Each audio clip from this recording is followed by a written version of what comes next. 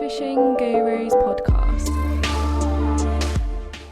Bit of Chinese tea on the podcast today, Toe, courtesy of Nicholas. Mate, I love Chinese tea. This is lovely. It's great, isn't it? Yeah, It's yeah. the future, mate. It's the future. Never had it. And when me and Nick did our research on Monday, obviously I have to do a bit of quizzing.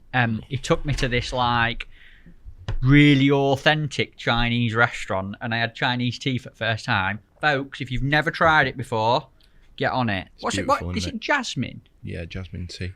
There's all different kinds. What got me strengths. is the amount that you had to put into a kind of a jug. It's not Such a lot, a is small it? amount, Yeah, yeah. yeah.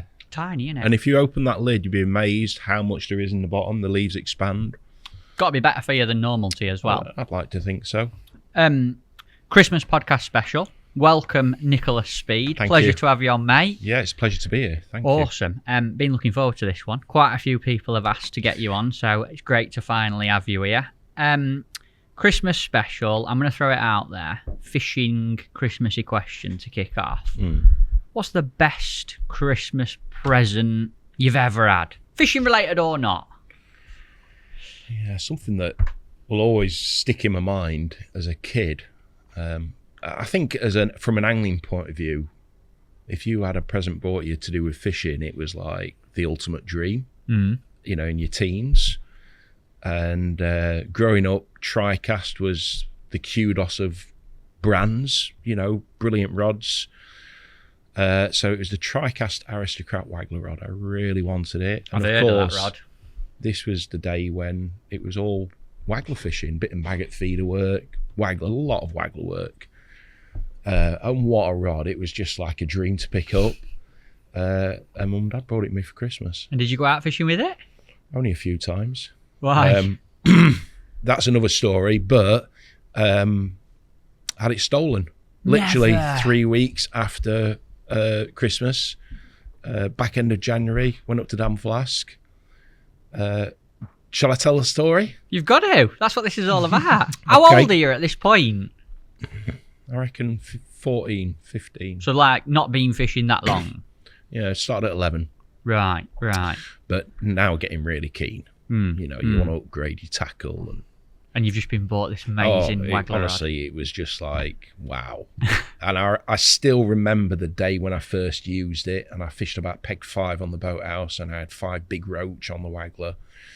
And that was what we targeted at them days. All big, you know, if you got a roach at Dam Flask, it was usually over 10 ounce, 12 ounce, you know, all big fish.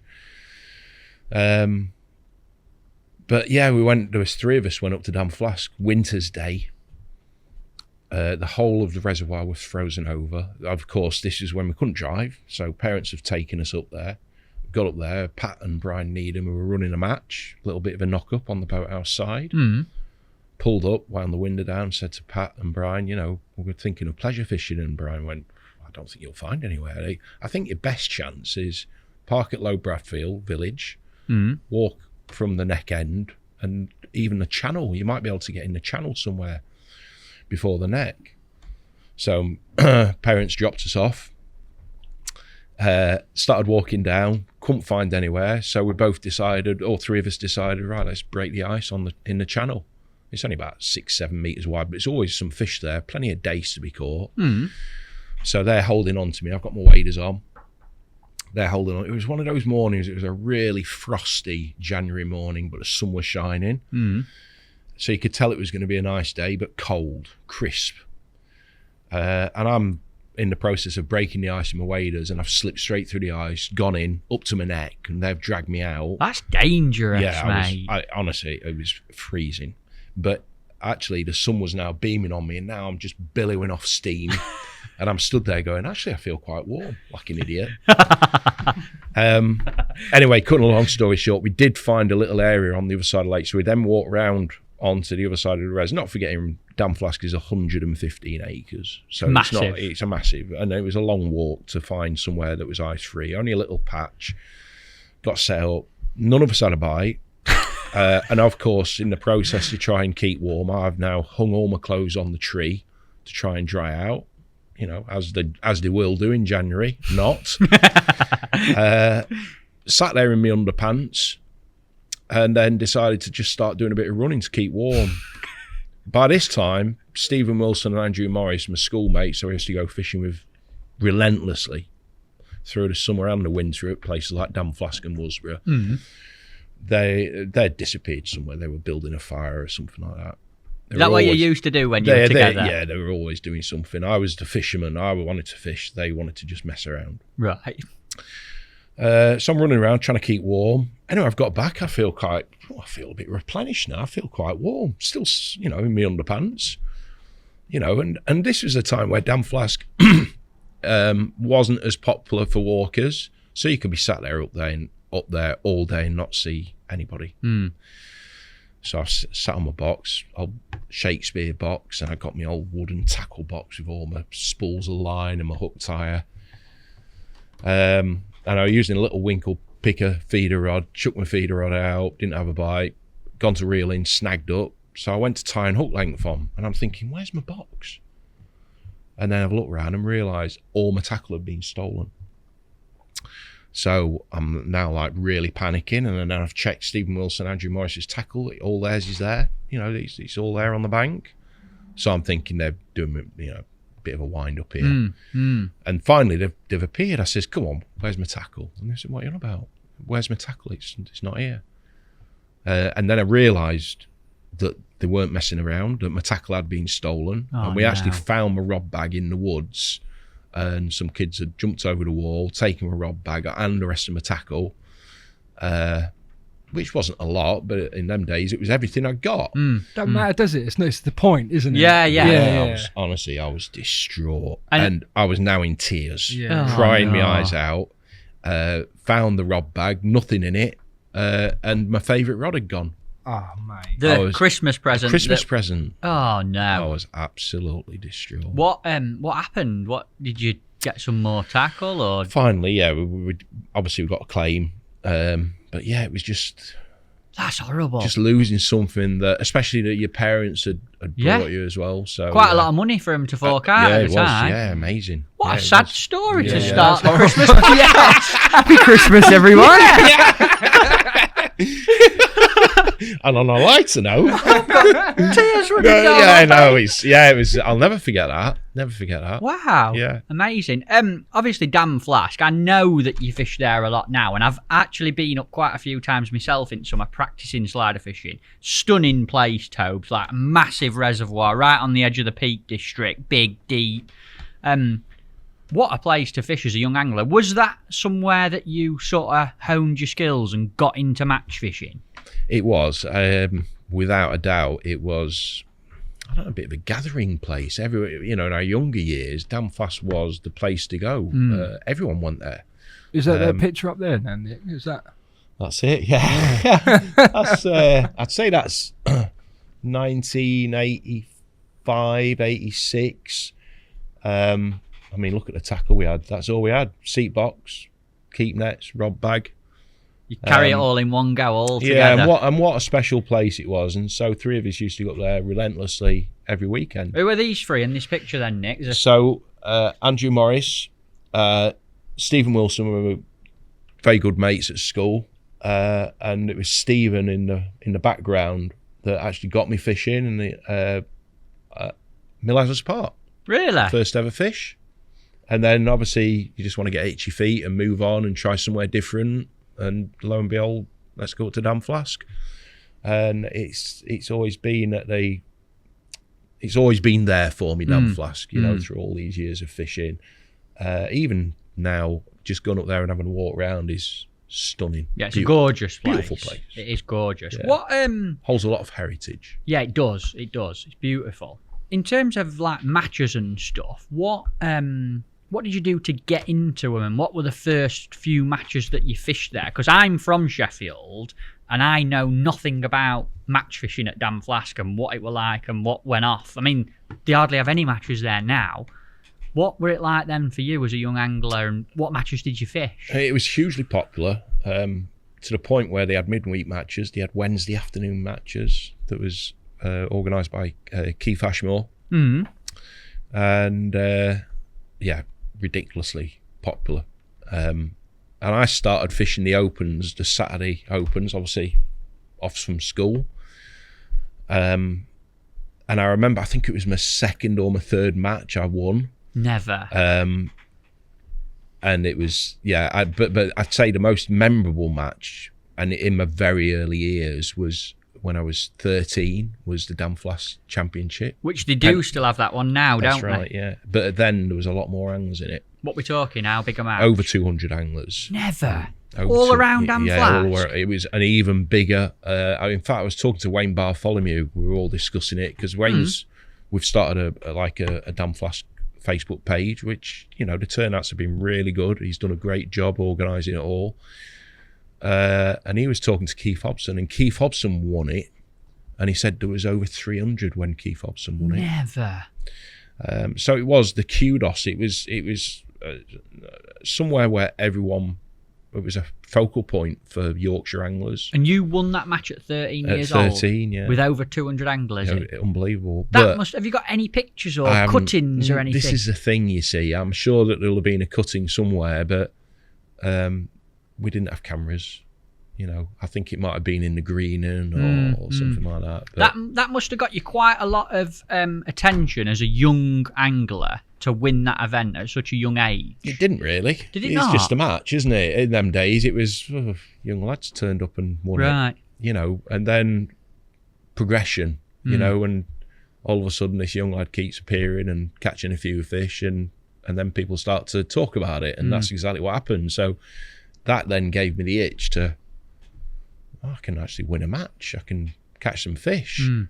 And it's quite funny, actually, how I caught the fish. Go on. Because I wandered off walking for a bit, come back, and there was a big perch ligged on the end. And you'd left your rod in. Yeah. So, it's a beautiful place. I mean, look at the size of it. It's massive, isn't it? Yeah, so much scope.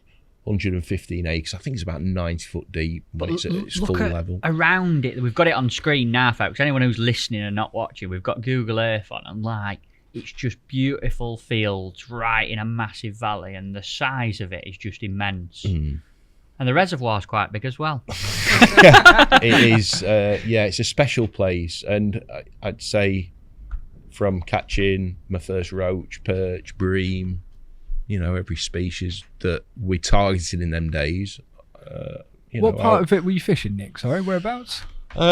We used to spend up in the neck end in the spring. That was the place to go up there. That's it. You're around here. Yeah, and we used to do a lot of waggler fishing up there, catching big roach.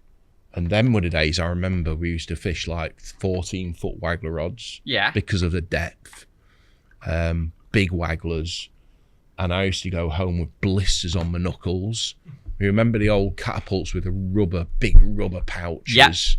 Really simple design. Literally, frame, elastic, that's right. rubber. And you had to pull that laggy back so hard to try and get your maggots out as far as possible. I used to come back with knuckles that were all swollen and cut.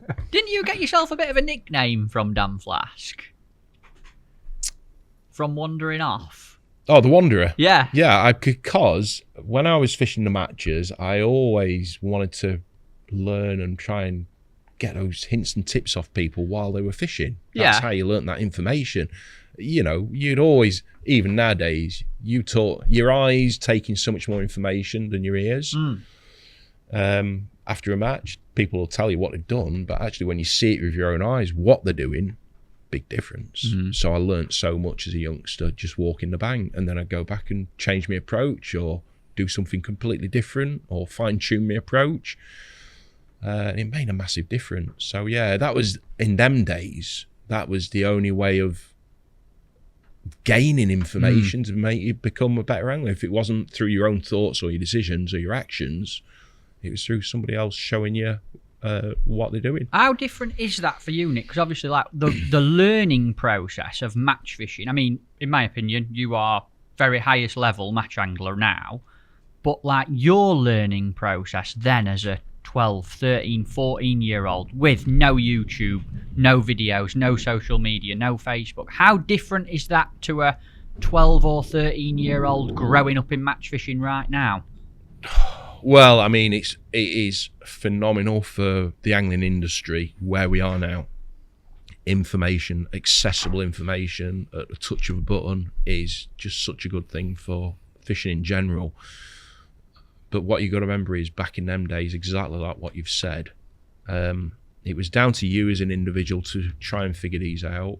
You got a few little hints and tips from people, but of course, this was the time where any information that an individual angler had, he wanted to exercise that information as much as he could because he wants to win money, he wants to win matches. So actually trying to extract information from people was very difficult then.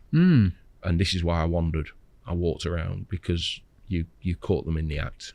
And I think, with no disrespect to this day and age, that information may be taken for granted sometimes, that people are quite willing to tell you how they've done this, what they've done, in detail as well, in exact detail, which is great. And from an ambassador's point of view, that is what you should be doing. What about from a competitive match angler's point of view, though? Yeah, that's right. And the thing is, you want to withhold some of your information, but also you want to help other people out. And it's amazing how fishing has evolved over years. Looking back, it was down to you, like I said, making those key decisions, making those changes, using the right bait, using the right colour bait, feeding it in the right way.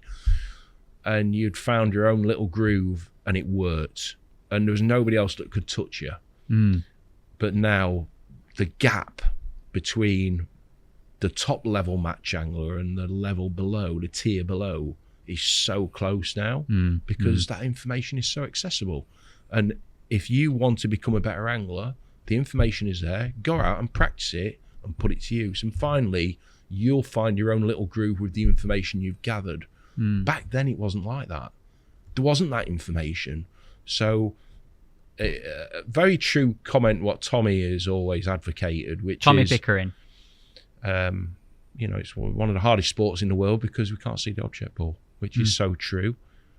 And so you're guessing. But actually, it's that knowledge, it's that experience that gives you that knowledge, and the knowledge that gives you the confidence, and the confidence that gives you the patience, and the patience gives you the results. And as you get older, in that generation that I was in, you were in your own element. And that's why there were certain anglers that just stood head and shoulders above the rest. I want to ask you something, because I watch all the stuff you do. I always enjoy watching your videos and reading your features, and I have done for a long time. But as a top flight angler that fishes the scene and all the biggest events, has anything you've ever given away in videos, features, articles, or told people as the ambassador character that we're talking about, has that ever cost you in an event? I think it will always cost you, but where do you draw the line? Do you say, right, I'm not gonna tell anybody anything because I want to keep it all to myself? Then why should people respect you as an angler if you're not willing to share that information? There comes a line that you need to understand as you as an individual, what you can tell and what you can't tell, because you have to have an edge. Yes. Otherwise, what's the point in putting all that effort, money, time into a sport where you as an individual want to succeed? Joe Bloggs next door, he's not going to help you succeed. It's down to you as an individual. So it's your decision on what you tell and what you don't tell. But as an ambassador, it's our duty to help promote fishing, get more anglers on the bank, help people catch more fish, help people have more fun. And that's what we're here for. And that is, I enjoy it. It's that enjoyment of an individual coming up saying, do you know what, I can't thank you enough for that information you've helped me, because it's turned my fishing around, or it helped me win a match. When you get a message from an individual after helping them, there's nothing more satisfying than that, in my opinion. So yeah, that is the plus side to that, without a shadow of a doubt. Like it. Throwing it back to Dam Flask and you, and coming through the match scene as a young angler, what came sort of after Dam Flask or from Dam Flask? Because you're still sort of 15 years old at this point, and you're already fishing big matches and learning yourself. Where did the journey continue to? It's amazing, because obviously when you start fishing venues, you get to know people. So this is the age where I'm winning matches now at Dam Flask, Saturday matches. I'm helping running matches as well with Ben Goffin, who I became very close with. Great name, that, innit? Ben Goffin. Yeah. What a name. Yeah, what a character. And Ben taught me an awful lot, and not necessarily about just catching fish, but mindset. Having the right frame of mind to win matches.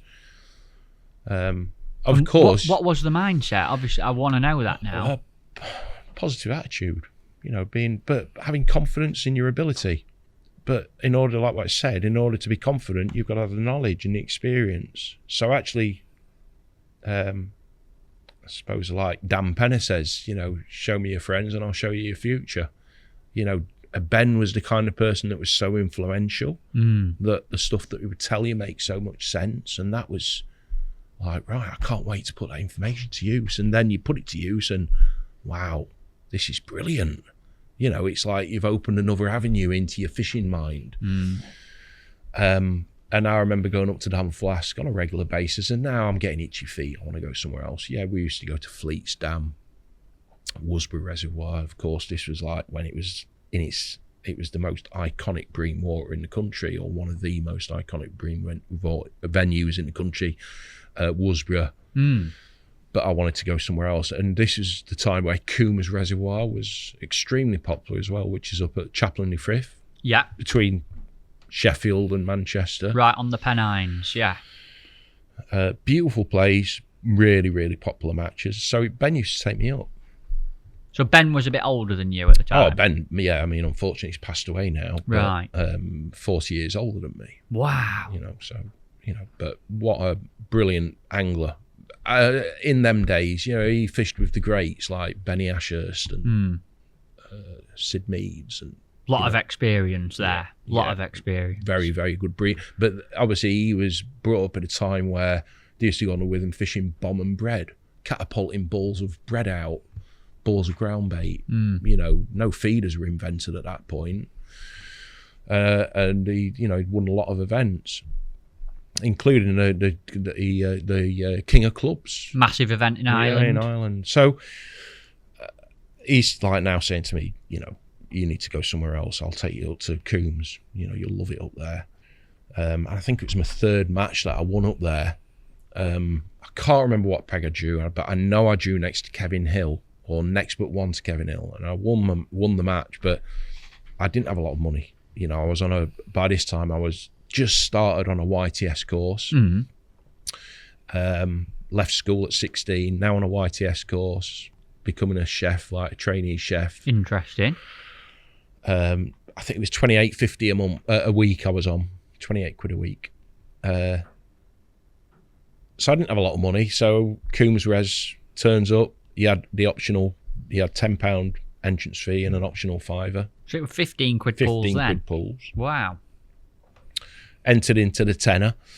Didn't have enough money for the £5 optional. Didn't tell Ben. Ended up winning the match. And, Damien Bracken was second in the match. And he won more money than me.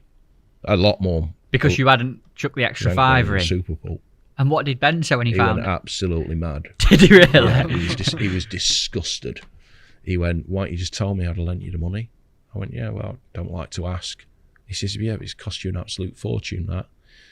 He says, don't ever do that again. He says, always be confident in your ability and put 100% into it. Same when it comes to a national. You'll be fishing a national soon. Bet as much money as you can on yourself. Really? Like back yourself? Yeah. So, real positive attitude, which is good. I think it's good to hear that as a youngster. It's something to really, focus on. It's not even an attitude, it's a mindset. Yeah. Now you've mentioned Ben and what he showed you, I can see that in your fishing. Yeah. It creates a winning attitude. Yeah, 100%. Definitely. So that was a real experience, that. And of course, I remember meeting up with, I'm now knocking around with Kev Vickers a lot. He's back fishing now quite a bit, Kev, isn't he? He is, yeah. Great guy. And I told him the story and I went, I can't believe you've done that. Do you know what I mean? But of course, money is money. If you haven't got enough money to do it, then that's the way it is. But them days, I think I missed out on about £100. Might have been even more. It's a lot of money. It's a monthly wage based on what you were on, nearly. A lot of money.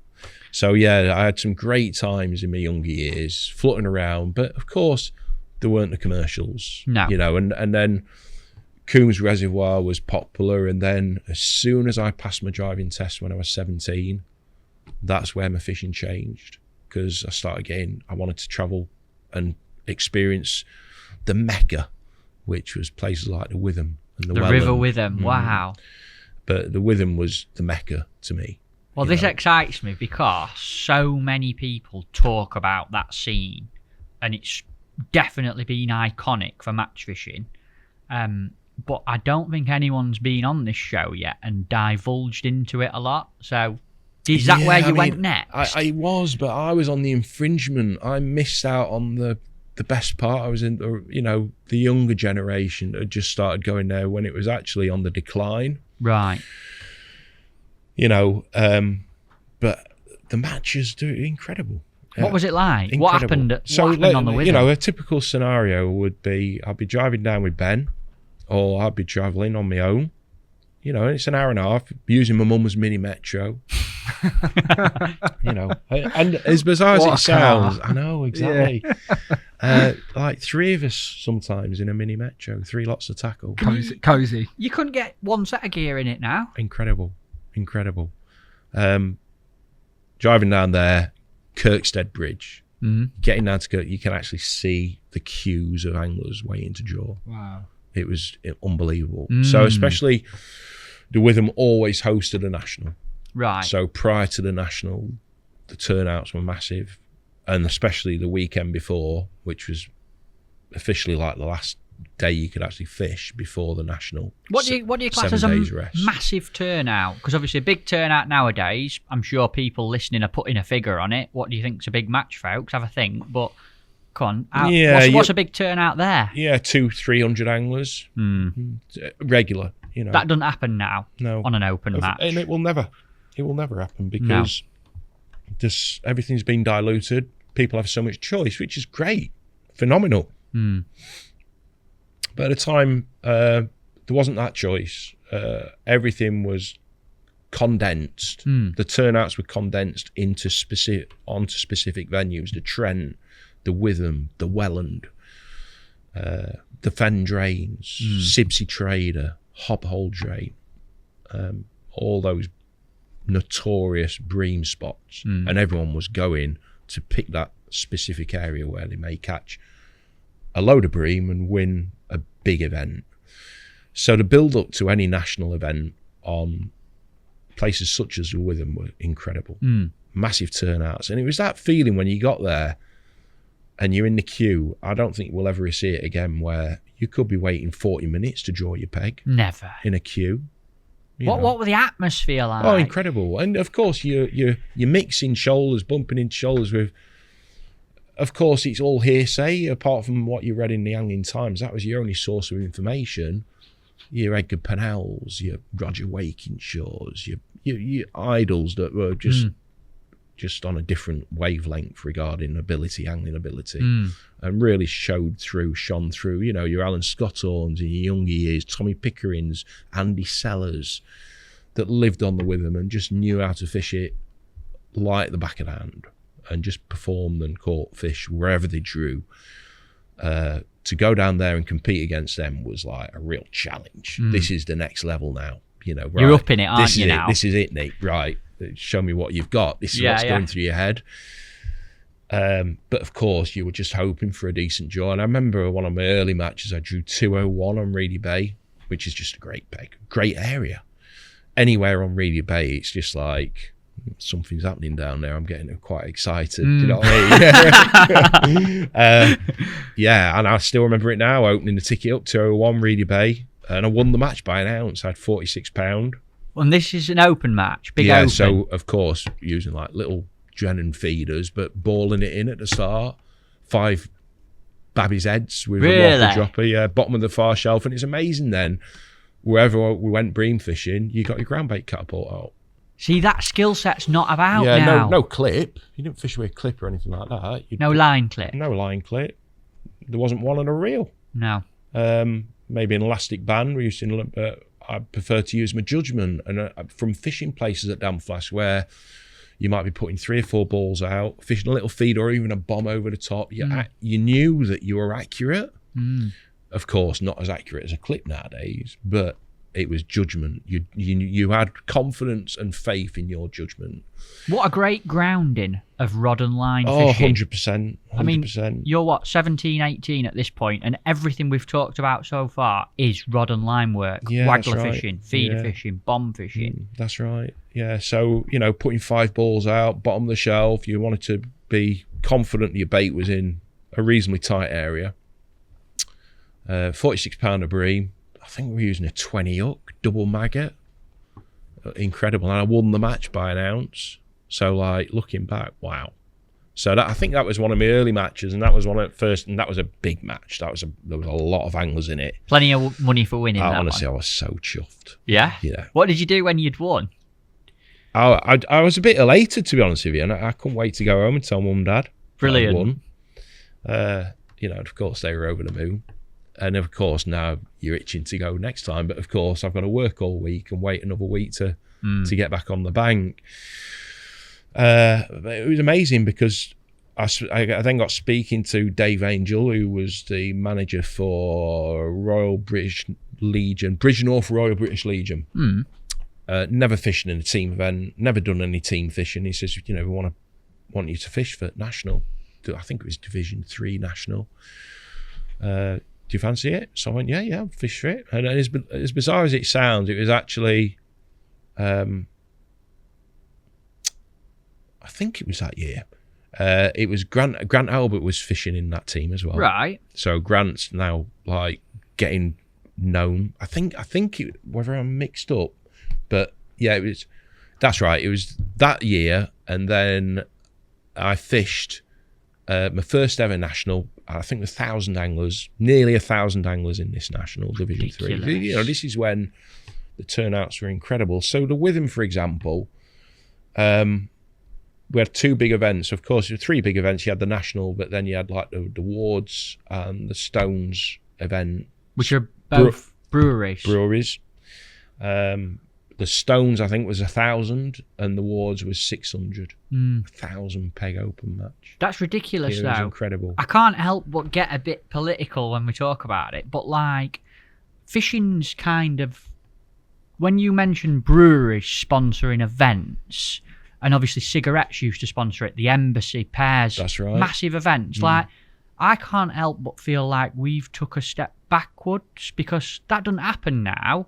And fishing's a lot more modern, but the big players don't back our events, and you know what I mean? True, but politics have changed, and that's affected fishing and the boundaries in which sponsorships are involved with. Why do you think that is, though? Surely there has to be, I know that you say that politics has got involved, but there has to be more of a reason as to why that's happened, because it's not like, beer brands sponsor other sports. I'm sure, I don't know for certain, I'm sure cigarette brands probably do still sponsorship, do they not? Or... Do you think it's because, obviously, fishing then and what you're talking about... It wasn't media related. Yes, it wasn't media. There wasn't that kind of coverage, but it was all about the target audience of fishing. Working class male. Yeah. Mining culture and the mines and fishing and local villagers. Yep. And blokes, stereotypically, blokes getting on coaches all together, having a fag. Yep. Going for a pint after. Yep. So it makes sense that Ward, Stones, Embassy, they're putting themselves right amongst their target audience, aren't they? Yep. By sponsoring them events then.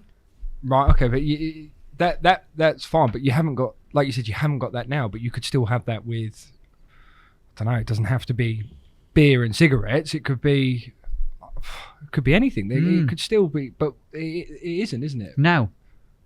I think there has to be a reason, though. Yeah, I think the problem with fishing is within the circle of fishing, within the fraternity of fishing. What a word.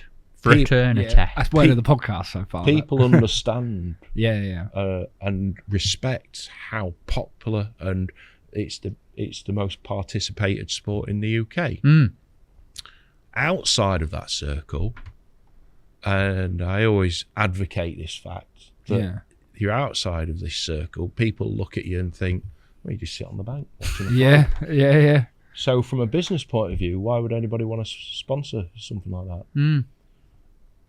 Do you understand what Yeah, I mean? I do, yeah, but it does come back to surely, I don't know, the most participated pastime or sport. There is still, I mean, I'm not a business owner, but there's still surely some opportunity there outside of, like you said, the fishing fraternity. I think it was the attendance back in the days that attracted sponsorship. Yeah, that would make sense. Like you said, hundreds So and many hundreds of people. Yeah, turning up to a singular event. So of course, from a business point of view, yeah. a better place. We couldn't think of a better place to do branding. Yeah, You know, yeah, of cigarettes or beer. Yeah. And what you got to remember is Yorkshire was then, and it is still now, the biggest catchment area for anglers in the UK. Yeah. So all the anglers that you fished against on the Witham, only a small percentage were from other places than South Yorkshire. You know, and there used to be a train in the generation before, so in the 60s and the early 70s, that used to drop you off at the Witham. Just for anglers? Well, not necessarily for anglers, but there was that access. There was there, and coach loads of anglers coming down onto the Witham. You know, it was just an incredible match venue. Unfortunately, in my era, when I was fishing it, I might have had 2 or 3 good years fishing it regular, big turnouts, and then all of a sudden, the fishing just got terrible. And lo and behold, this was the birth of commercial fishing, so to speak. As far as we knew up north, because we had so much choice, rivers, canals, lakes, rivers, you know, the Witham and the Trent. Why would we want commercials? But gradually the fishing declined on the natural scene. What made it decline, Nick? What was the catalyst for the decline of them iconic venues That's like a the good Witham? word, isn't it? Yeah, we're rolling out the Hey, thesaurus tell you today, what. aren't we? I'm interested. You've got thousands of anglers going to these matches for years and years, and all of a sudden it's going downhill. What's happening? Why? My opinion is, I'm one of these. You always like to look into things and think what, you know, and looking back, it was quite obvious what had happened. It's amazing how things change. Agriculture changes. So obviously nitrates, using now stronger nitrates to speed up that process of crop and yield, crop yield, quality. Nitrates get into the water, obviously clear the water up, kill down the natural organisms, then photosynthesis takes place, the weed grows faster, and that colour never gets back into the water. The fish are still there, but now the water's clear. More moody on when they feed. You know, nighttime, evening, sit on a peg where there's fish there, but during the day can't get a bite, and then in the evening catch loads of fish. The fish is still there, and then that reflected upon the weights, especially on the Witham, where all of a sudden they just started dropping. And I think it was about 93 that Hallcroft were opened. And this was the time where we're still going down on the Witham. Turnouts are good, very good, still over 100 anglers, but gradually declining. People are getting a bit bored of it now. Turning up, hoping for a draw, hoping you draw Reedy Bay, Schoolhouse Bend, Ivy Cottage, Black Horse Bend. You know, it's amazing how it changed. As I say, that's how all of a sudden Hallcroft started appearing. Brian and John Talbot. John Talbot obviously brought it. Brian managed it. And gradually, well, it wasn't gradually, it was instant. You know, Hallcroft was just ridiculously popular. And that was one of the first commercial fisheries. Well, as far as we know, up north, you know, you got other venues like Gold Valley down south, which have been very long-standing. But it was Who first put premier fishery. Yeah, a big one. Let's call it a premier fishery. Who first put you in contact with Hallcroft? Who were the first person, or how did you hear about this? There's a place you can go fishing that are ponds dug out and stocked with everything fish. was Angling Times. Wow. So, you know, everything was from looking at match results to planning your fishing. It was all about looking in the match diary. So of course, then you like, at that time, it was Camerson points. If you're a keen match angler, you wanted to get Camerson points.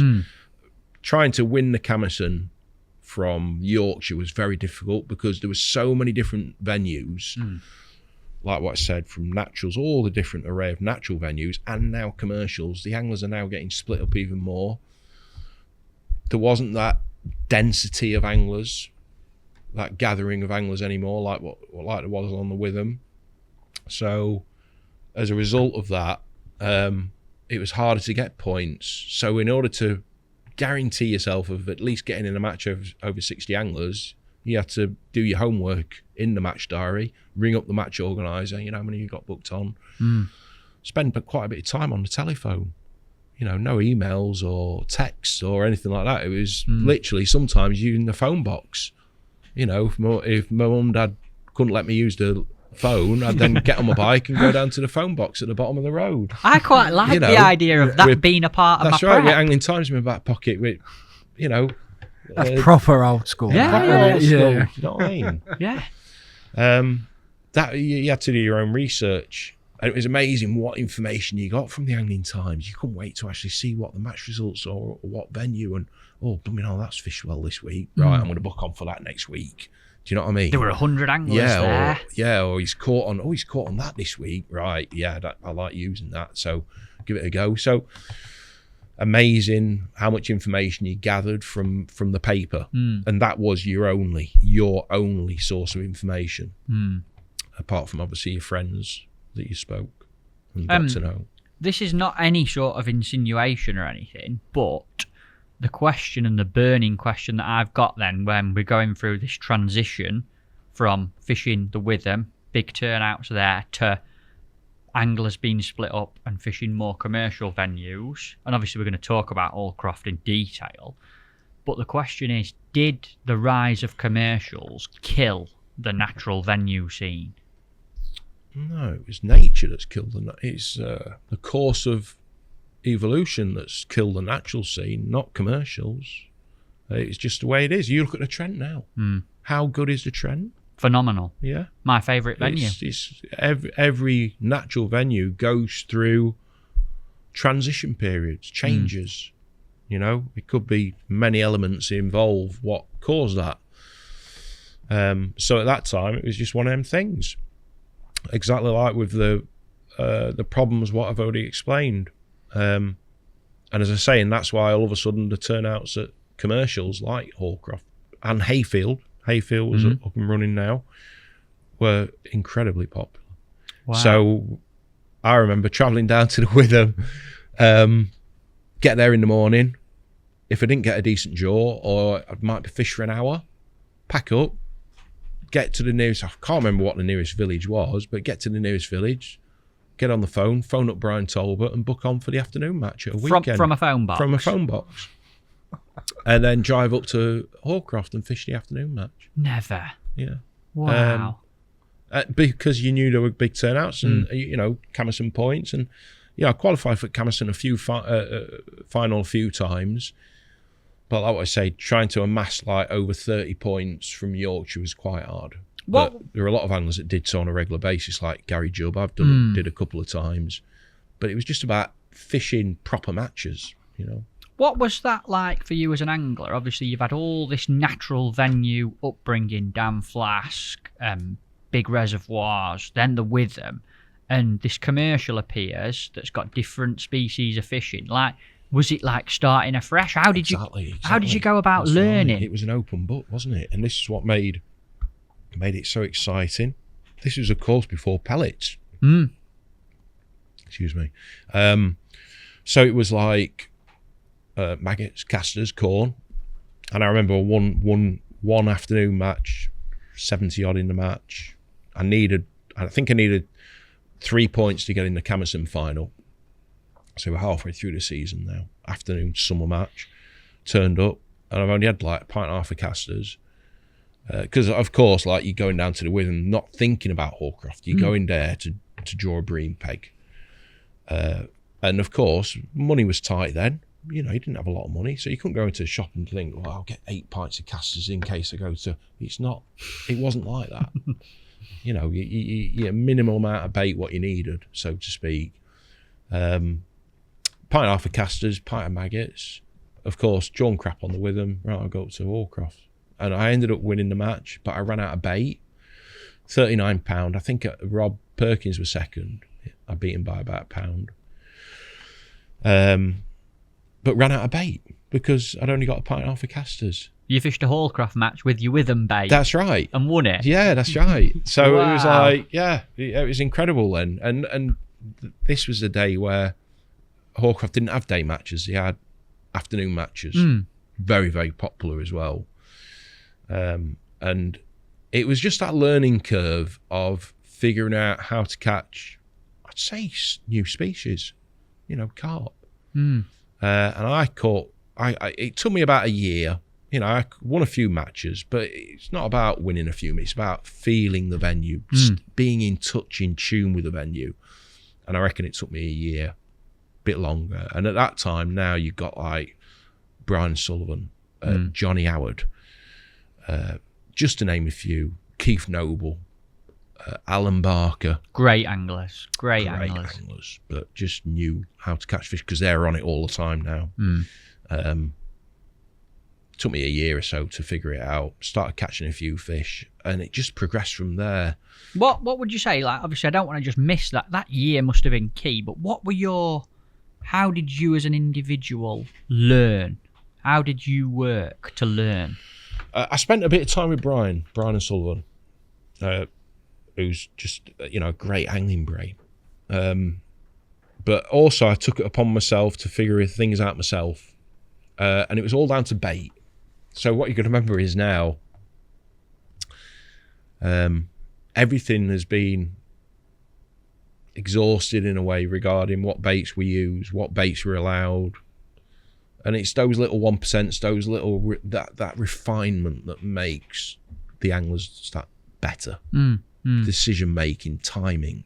Back then, it was bait choice, and there were certain baits that really did stand head and shoulders above the rest. And this was where meat came into play. So the likes of Steve Cook, brilliant meat angler. He was really in tune with it. But we all had our own way of catching fish. So Steve was very good at shallow fishing. And I kind of got to grips with the meat very quickly, but I was catching on the deck. And if I had a day, let's say a red hot day, and I was winning a lot of matches now, but if I had a day where it was red hot, I didn't catch. And the shallow anglers like your Steve Cooks, your Andy Sellers, they'd catch. And I remember one summer's day, red hot summer's day, I was on the Croft pool next to Matt Pilley. And as soon as the match finished, I just dived in. Never ever forget this. And I suppose it was my biggest learning curve in angling. Why ever. dive in? Because I'm a freak. I could just imagine them shouting. I don't know. It's amazing, really. As you get older, you realise, you think, what did I do then? I'd never even dream of getting in the water now, knowing what's in the water. Not necessarily, but it's just not healthy, is it? No. It's not. You just don't do it. Anyway, dived in. It was like, oh my God, this is paradise. Swam out to the middle, and it was like, honestly, it was like swimming in a warm bath.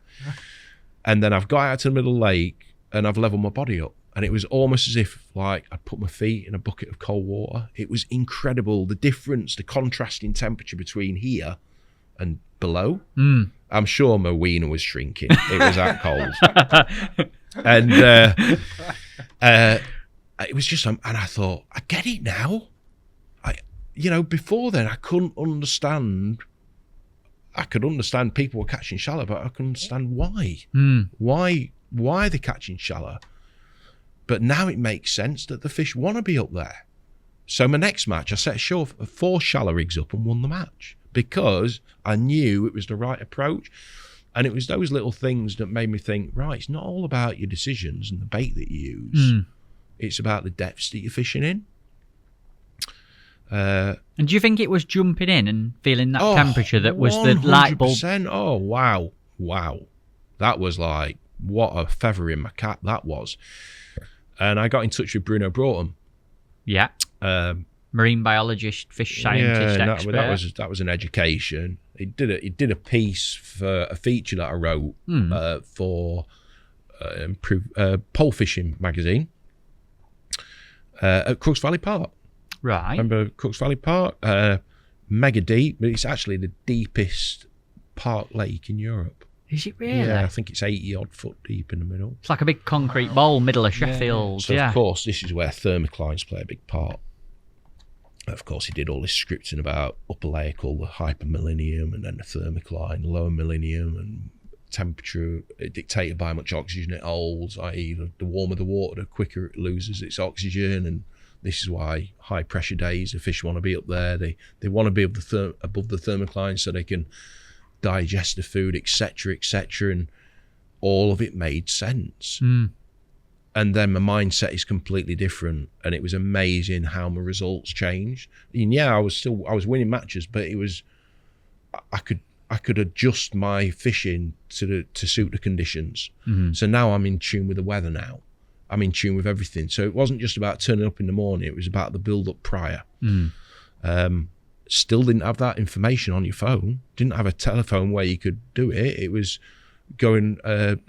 Looking on teletext and looking at the weather and stuff like that, simple things like that. It was amazing. Teletext, now that's a throwback, Yeah. isn't it? Do you know what I mean? I'd like to know how much of our kind of audience knows what teletext is. Teletext? Like, Yeah. I remember you using it to check the football scores. Yeah. Lottery. You could get lottery numbers. That's right. Yeah. But how mad is it that I'm sat here thinking we take this so much for granted It's now. ridiculous, isn't it? If you don't know, it's what I found fascinating, Nick, about your journey in the way that you've learned and you've added to your game over the years by you've done it all off your own back, if that makes sense. There's been no other way to learn it by just doing it, if that makes sense. Yeah. And nowadays we are, like you said, Matt, spoiled, because what do you do if you don't know something now, in or out of fishing? Would you YouTube it? It's on Google. Somebody's done a step by step, haven't they? Yes. And That could have saved you a year's fishing. mate, like if not more for some people. Do you know Yeah, what I that's mean? right. And you've learned it in 8 minutes. Yeah, that's right. So it's ridiculous. And it's not anybody's fault. No, it is it's taken just for granted. People, It is that. It's amazing how our lives have changed. Really, Times have moved on. exactly for the Time. better. I mean, it's just like we said before. It is just so good for our industry. Otherwise, I don't think we'd be here, would we? No. So like going back to the meat, just those little things from my chefing experience. Before meat cutters were, as far as I knew, they were around. I was now chopping meat up with a chef's knife. Well, it was actually a cleaver. I used a meat cleaver because I found I got neater, uniform cubes. And now I'm thinking, I want that meat to fall in the same column. So obviously we're At the talking same rate. We're talking about luncheon meat Luncheon out of a meat, tin here. out of tin. If anyone's listening and don't Yeah. quite know, because Nick, you might talk about meat in different contexts, but we're talking about tins of luncheon meat. So obviously you get it out your tin, you've got a block, Yeah. and you're talking about chopping that up and So using I'm it at as work bait. now. I'm at work. No one's in the kitchen. Right, get the meat out, chop the meat up. Yeah, that's what it was like, literally. None of it ever went out for anyone's lunch, did it? So, no, do you know what? I can't stand the stuff. I love food, but lunch and meat, maybe I've seen too much of it in my time. Yeah. So now I'm trying to get those pieces as uniform as possible, because now I'm thinking about, I want all those pieces to fall at the same rate. And also, Hallcroft has always been renowned for, like many places, just plagued with seagulls. I want it all to sink. I don't want the seagulls to spook my fish. So then I started thinking about how can I make it sink quicker. And then I started like, all right, if I remove some of the fat content by warming it up. So this is, 20 odd years ago. 20 odd years ago. Wow. So washing the meat off in a colander at work, and then I've got a big tube, and then timing the fall rate of the meat, and then I could figure out, exactly how long it would take to hit the bottom. That's next level, that, isn't Yeah, it? So but and then I could read at what depth the fish were taking my bait at. So of course now You're like a mad scientist. yeah, You must have been at the time. That is Yeah, what a learning process. But everything that I was figuring out was was playing evidence with my results. You know, it was incredible. And I literally had it to myself for quite a few years in that little period. But you've got the likes of like Jamie Mason, right? Jamie Mason was just an incredible angler, incredible. So before I kind of like started dominating it with the meat, Jamie was winning everything. And then it was quite weird. This happened for quite a long time, the meet, several years. It was just a foregone conclusion. I'd just be there all summer. And then you'd know as soon as that water temperature, I used to take the water temperature in the morning and the evening. I use a chef's thermometer. Look, it wasn't accurate, but it was accurate to me. It gave me some guidance. And as soon as that water temperature dropped below 9 degrees, that's when the meat stopped working. Amazing. Yes, you'd catch on it at certain times of the day, but you couldn't feed it with aggression. So there was no bait limits. So I was going there feeding, not forgetting we're talking about 350 gram tins now, 12 to 15 tins. A lot of bait. Yeah. Was that important for your meat approach? Yeah, really attack it. Why? Tell us about the meat approach at the time, because obviously we've got all this information about you using it and cutting it up and fall rates. How did you apply all that when you were sat at your box winning these matches? Yeah, but I knew in my head that a lot of the bait was lost. So, for example, if I wanted to, let's say it was low air pressure, overcast, windy, that meant my shallow fishing would take long to work. I've got to make a deck fishing work, but a lot of that bait is going to get lost on the descent because it takes that long to hit the bottom. You know, you're looking at 18 inches, 7.5 foot, do the maths, what, 30 seconds? So a long time for your bait to get to the bottom, if any of it does get to the bottom. So 18 inches per foot is what it falls at? No, 7.5 seconds per 18 inches. 7.5 seconds per 18 inches, right. Got you. Yeah. Yeah, I'm working this out for myself now. So I just used to count it in my head regarding the fall rate. Especially when you were shallow fishing, that was more important. But dead fishing, it wasn't. It was just knowing that you had to feed more bait. So now you're catching a big pot in. The thing is with Hallcroft, I always put it on the principle, it's 4 hours feeding, 1 hour catching fish. The amount of times I do well with maybe an hour and a half to go, I've got a carp and a handful of skimmers, and then I've ended up with 100 odd pound. You know, these were the days where you weren't fishing for massive weights. 110 to 150 pound, chances are you're going to win the match, and definitely frame.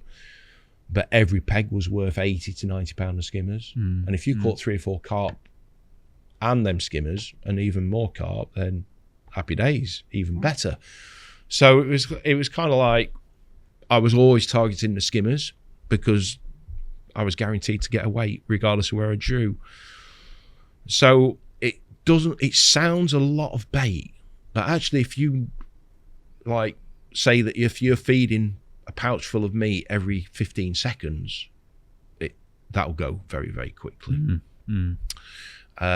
And then you reap the rewards later on. A lot of people think they're overfeeding the peg, but when you take into context the information, what I was thinking regarding the fall rate, how a lot of it's getting lost as regards to fish intercepting the bait on the descent at whatever depth, then it's not a lot of bait, you know, and you have to manage your bait carefully, because the last thing I want to do at the prime time is get off my box and start chopping it up. So, and of course, I've washed it off the night before, so I know it's all falling at the same rate, none of it's floating, and it's sinking very quickly, or as quickly as I can get it to sink. And as what I found, actually, it's quite weird, but I used to freeze it overnight sometimes for one night. If you freeze meat for a longer period, sometimes it dries out and floats, but if you freeze it overnight, it breaks the meat down even more. So when you put it into water, it extracts even more fat from it if you freeze it for one night. So actually, all the frozen meat would sink quicker, but I'd always do fresh meat for the hook because it held onto the hook better. It's next level. It was just these little things. It's next level. With these little things. So I was really in tune with it, and I always help people. Like Andy Oldham. Andy, what a phenomenal, and a good friend as well. What a brilliant angler. And phenomenal still now. Yeah. Amazing angler. He's just an incredible angler, and I was really good mates with him at that time, and I told him everything that I did. And then he started doing exactly the same, and we were both cleaning up. So, but of course, that information wasn't there, apart from if you knew that individual, you know, and that's exactly where we were. So we got it all to ourselves. And then, of course, now you're thinking, like you all are, if you've come up with a method on a specific venue that you know works for a species, not to do with the venue, you want to try and put it to use somewhere else.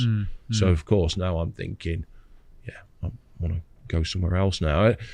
It was weird because I started thinking like that, because then, as with all venues, with all certain venues is the word, they go through phases.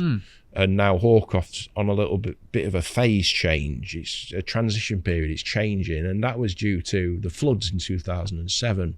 I can remember them.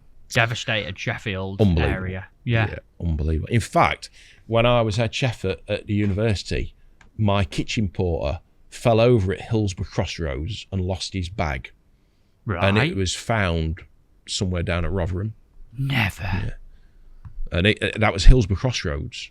And the river was going through there and got washed down there. To the next city along. Anyway, so, of course, like when we were talking about the Witham with the nitrates and stuff like that, all the nitrates from the floods got into Hallcroft and other lakes. You know, whether this made a difference, but I think it did.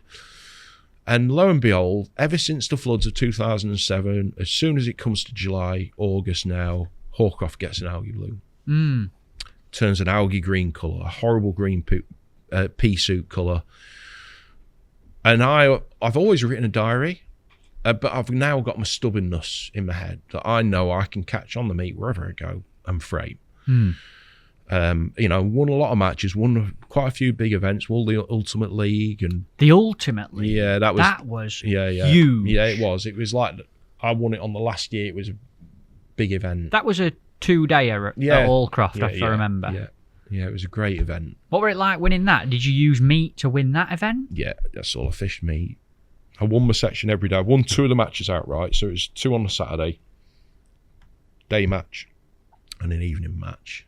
I won the evening match Saturday. I won my section on the Saturday, won the evening match, and won the Sunday match. And on the Sunday, I was between Jamie Mason and Andy Oldham. And that was when Andy, learned a lot. He actually stopped fishing in that match. He says, I stopped for half an hour and just watched you. He says, just to watch your feeding patterns. And he figured out what I was doing, or had a rough idea. But there were days where I was fishing like a deck rig, a full deck rig, but catching fish shallow. So as I was shipping out, I was fishing a bulk at half depth, no shot down my line, below my bulk, but making sure that my rig landed in a completely straight line. So the wind had to be right for it. And then if it wasn't right, I'd then tug the rig to make sure it was straight, and then you'd catch fish on the drop. So basically I was catching shallow, but well beyond my pole tip with a full deck rig. Isn't that interesting what you said about Andy then? I can't help but think he stopped and watched you fishing. He did, yeah. Like, that's what you did at Dan Flask. That's and right. That's your learning process. Yeah, and that's right. But Andy it makes Oldham, sense, doesn't it? But it just shows that the best anglers have got this mindset and hunger to watch, to learn, to do it themselves. Yeah, that's Sorry, right. I know it's off topic. I just thought but interesting. It is. It's true. And it was Hallcroft was like, wow, what an experience that was. But then what happened was, of course, I write a diary. I've always written a diary, and my stubbornness is there now, knowing that I can catch fish from anywhere at Hallcroft, and all of a sudden turn up as an algae bloom. Oh, don't look good, this. End of match, £15. You know, £10 of skimmers, 1 carp. What's happened there? Do you know what I mean? Yeah. What have I done wrong? And then you've got, Mr. X next door, chucking, lowering a big ball of paste down. Absolutely annihilated me. Other side, well. And then, of course, that naiveness as an angler, think, well, just lucky. I'll go tomorrow, do what I do. It'll work. Following day, same again happens. And you're thinking, what's going on here? And then it was like a turnaround, because this was the period where for at least a couple of years, I dominated the venue.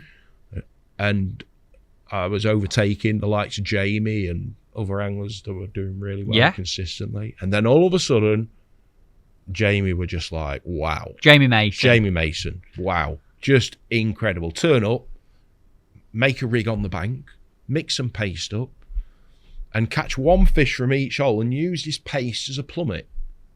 So he'd start a fresh line everywhere. He'd end up feeding 40 lines, catching a fish from every area of his peg. Fresh bottom, clean bottom, finding the same depth because they borrowed the bottom out. And he just emptied it and just obliterated every match. And then that was the point where, I need to start moving now, go somewhere else. So what I realised was Hallcroft was my venue and my method worked, so to speak, until the algae bloom. And then when the algae bloom arrived, I then started venturing to Lindo. And I remember Lindo, he's like, good friends with Alan, Scott Horn, speak to Alan on a regular basis, still do, not as much now, but a lot when I was younger. And it's like, well, you'll have to fish it quite different at Lindo. You can't feed aggressively. You can't go ploughing in loads of bait. You got to feed little kinder pots. And I'm thinking, doesn't sound right positive for that, but I've got to make this change. This is now Lindo is the talk of the town. Everyone's going to Lindo. Before you talk about Lindo, can I ask you one question? Jay, knowing your mindset of your fishing so far and how driven you are to learn and find out the key details, why, when, say, Jamie and other people start dominating at Hallcroft, did you not try and learn their methods? Yeah, that is a very good question. It's amazing with fishing. When somebody says, "Oh, I don't like that," and the reason why they don't like it is because they're not confident in it, and they haven't caught enough fish on it to understand why it is good and why it is effective. And that was me. I was one of these anglers when it comes to pace fishing. I wasn't prepared to make that choice because it was too seasonal, if that's the right word. Yeah. Now, I'm trying to figure out on a method that's quite seasonal, and in a few weeks' time it'll be gone. So forget about it. And I've always been like that with paste. I'd rather try and make baits work that have more continuity to them, that work on a wider scale of venues, wider scale of terrain, environment. Makes sense. Yeah. Now you've said it makes sense. But obviously I was just thinking about how your mind works. Good question. Interesting. So you're going to Lindo. You moved. We're going to Lindo. Well, I've had a visit. Just ridiculous. Just cleaned up. It was ridiculous. So I remember the first match. I turned up, drew 38 on laurels, and won match. First ever time you'd been? First ever time I'd been. On meat? It was the second. First time I didn't draw brilliant on bonsai. Second time turned up, won the match, and then I won the next 8 matches on the bounce. Just fishing the meat and just filling it in with meat. No bait limit. Just fishing meat. Just spraying meat and fishing meat on the hook. But of course, feeding regression. The fish hadn't seen this feeding pattern before. They'd not experienced it. So of course, I'm sat there, maybe the first 90 minutes, 2 hours, not catching anything. And now what's going through my head is, I don't think this is right. The peg's not deep enough. We're talking about 4 foot deep on laurels at this time, 4.5 foot deep. But then all of a sudden you catch a carp, then another. And it was just like, oh my God, they're just pulling the elastic out. They hadn't seen this approach before. This is the heyday where, like what we were going about bait, that if you used a specific bait, you were miles ahead of everybody else. And it was the bait that made the difference. That was the edge. So yeah, I kind of fell in love with Lindo, for that reason. Not just to do with, look, we all go fishing, we all want to win, but it's the environment, How did it affect the other anglers around you? Because obviously Lindo... Oh, they hated me. Yeah, but that's a match fishing mecca again now. Loads of F1s, loads of carp, big weights. Everyone were going there. And this guy rocks up with something totally different that no one's seen before, this method, sits down and doesn't catch out for 2 hours and then just blows them out the water. week after week. What were the response from people around you? Yeah, I mean, it's just the way it is. But then gradually, people take note, they ask questions, people watch what you do. Then all of a sudden, more bait's going in the venue. People are changing the feeding patterns, and that was so evident to see. Now that didn't bother me, and what I mean by that is, I always felt actually I wanted more anglers at Hallcroft to feed more meat because I want them to respond quicker to the bait. But then the aftermath of that is over time, then that approach becomes diluted. Fish get used to it. Fish get used to it. But there is a little period where actually if more people are doing it, it makes your peg better, if that makes sense. Yeah, but you know all the little intricacies. Yeah, that's right. And the they edges, don't. They're that's just right. firing it in and feeding them. Yeah, that's you right. know about all the little things. And like what we see with many styles of fishing nowadays, that somebody will take note. You could tell somebody exactly what you're doing. Let's say canal fishing. But they will lose confidence at some point in that match, and they may go back to their own style, their own feeding pattern that they think, well, I've caught fish on this before. I'm not catching on the way you fishing is so unique. Every single individual angler in the world has the right and the opinion to tell you how they catch their own fish. Because we can't see the object ball, they're entitled to that opinion. You know, the only thing that you have to rely upon is your performances, your results. You know, that's your gauge. That's how you can back yourself. That's right. Do you want a mince pie? It's Christmas special. I tell you what, are we all good? Are we rolling? Yeah, you sound. I've done you some more tea, mate, but we've had a little bit of a mishap. Go on. With the flash. I love this. Oh, look at that. Yeah, we just broke for Do you know what? Some people call me Captain Chaos, and that's exactly why, my friend. This is why people love. We don't hide anything on this show, do we? Yeah, so we've got the cafetiere now that's full of Chinese tea, but it'd be all right. we just broke. And actually, cold Chinese tea is really nice. Yeah, mate, you're gonna have to apologise. You're gonna have to apologise to Wendy on that. That would look nice with some flowers coming out of it now. I think It would. The lid's not needed. No, it's not. Wendy Bad idea. Lithgow, I really apologise for Nick's behaviour on this show. We took a wee break and he took a vase break. Yeah. I'm sorry. Do you want a mince pie? Not yet, mate. Do you want I've got to one, watch my weight. No, I'm all right, thank you, mate. Do you not like mince pies? No, I don't. Is there something wrong with you? I'm quite fussy with, like, I don't get. Is it meant to be sweet, savoury? It's just, it's not for me, mate. It's not. No, neither. I'd eat it if it was full of squid. Yeah, I would. Yeah, yeah. You like that food, didn't you? I really like that. What did you eat when you went out? Well, we had dim sum. Do you know what dim sum is? It rings a bell. It's very similar to like tapas, little dishes. But Right, actually, okay, yeah. where we actually went, the dishes are quite big, aren't they? World class Chinese folks. Yeah, so we had turnip cake, XO sauce, which was quite spicy, but deep fried turnip. Oh God, it's just Dipped beautiful. in chili oil. Dipped in chili oil. Is it hot? No, it was No, I didn't have a a nice kick. bite to it. Oh, Hang on. If it keeps going, that's fine. We're all good. someone's just had a run off a cart. Yeah, that's right. Yeah. Squid tentacles. Deep fried in like a crispy batter. Yeah.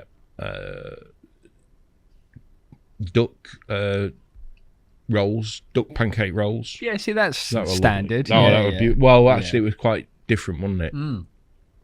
So it was like pancake rolls with bean sprouts, duck in, oyster sauce.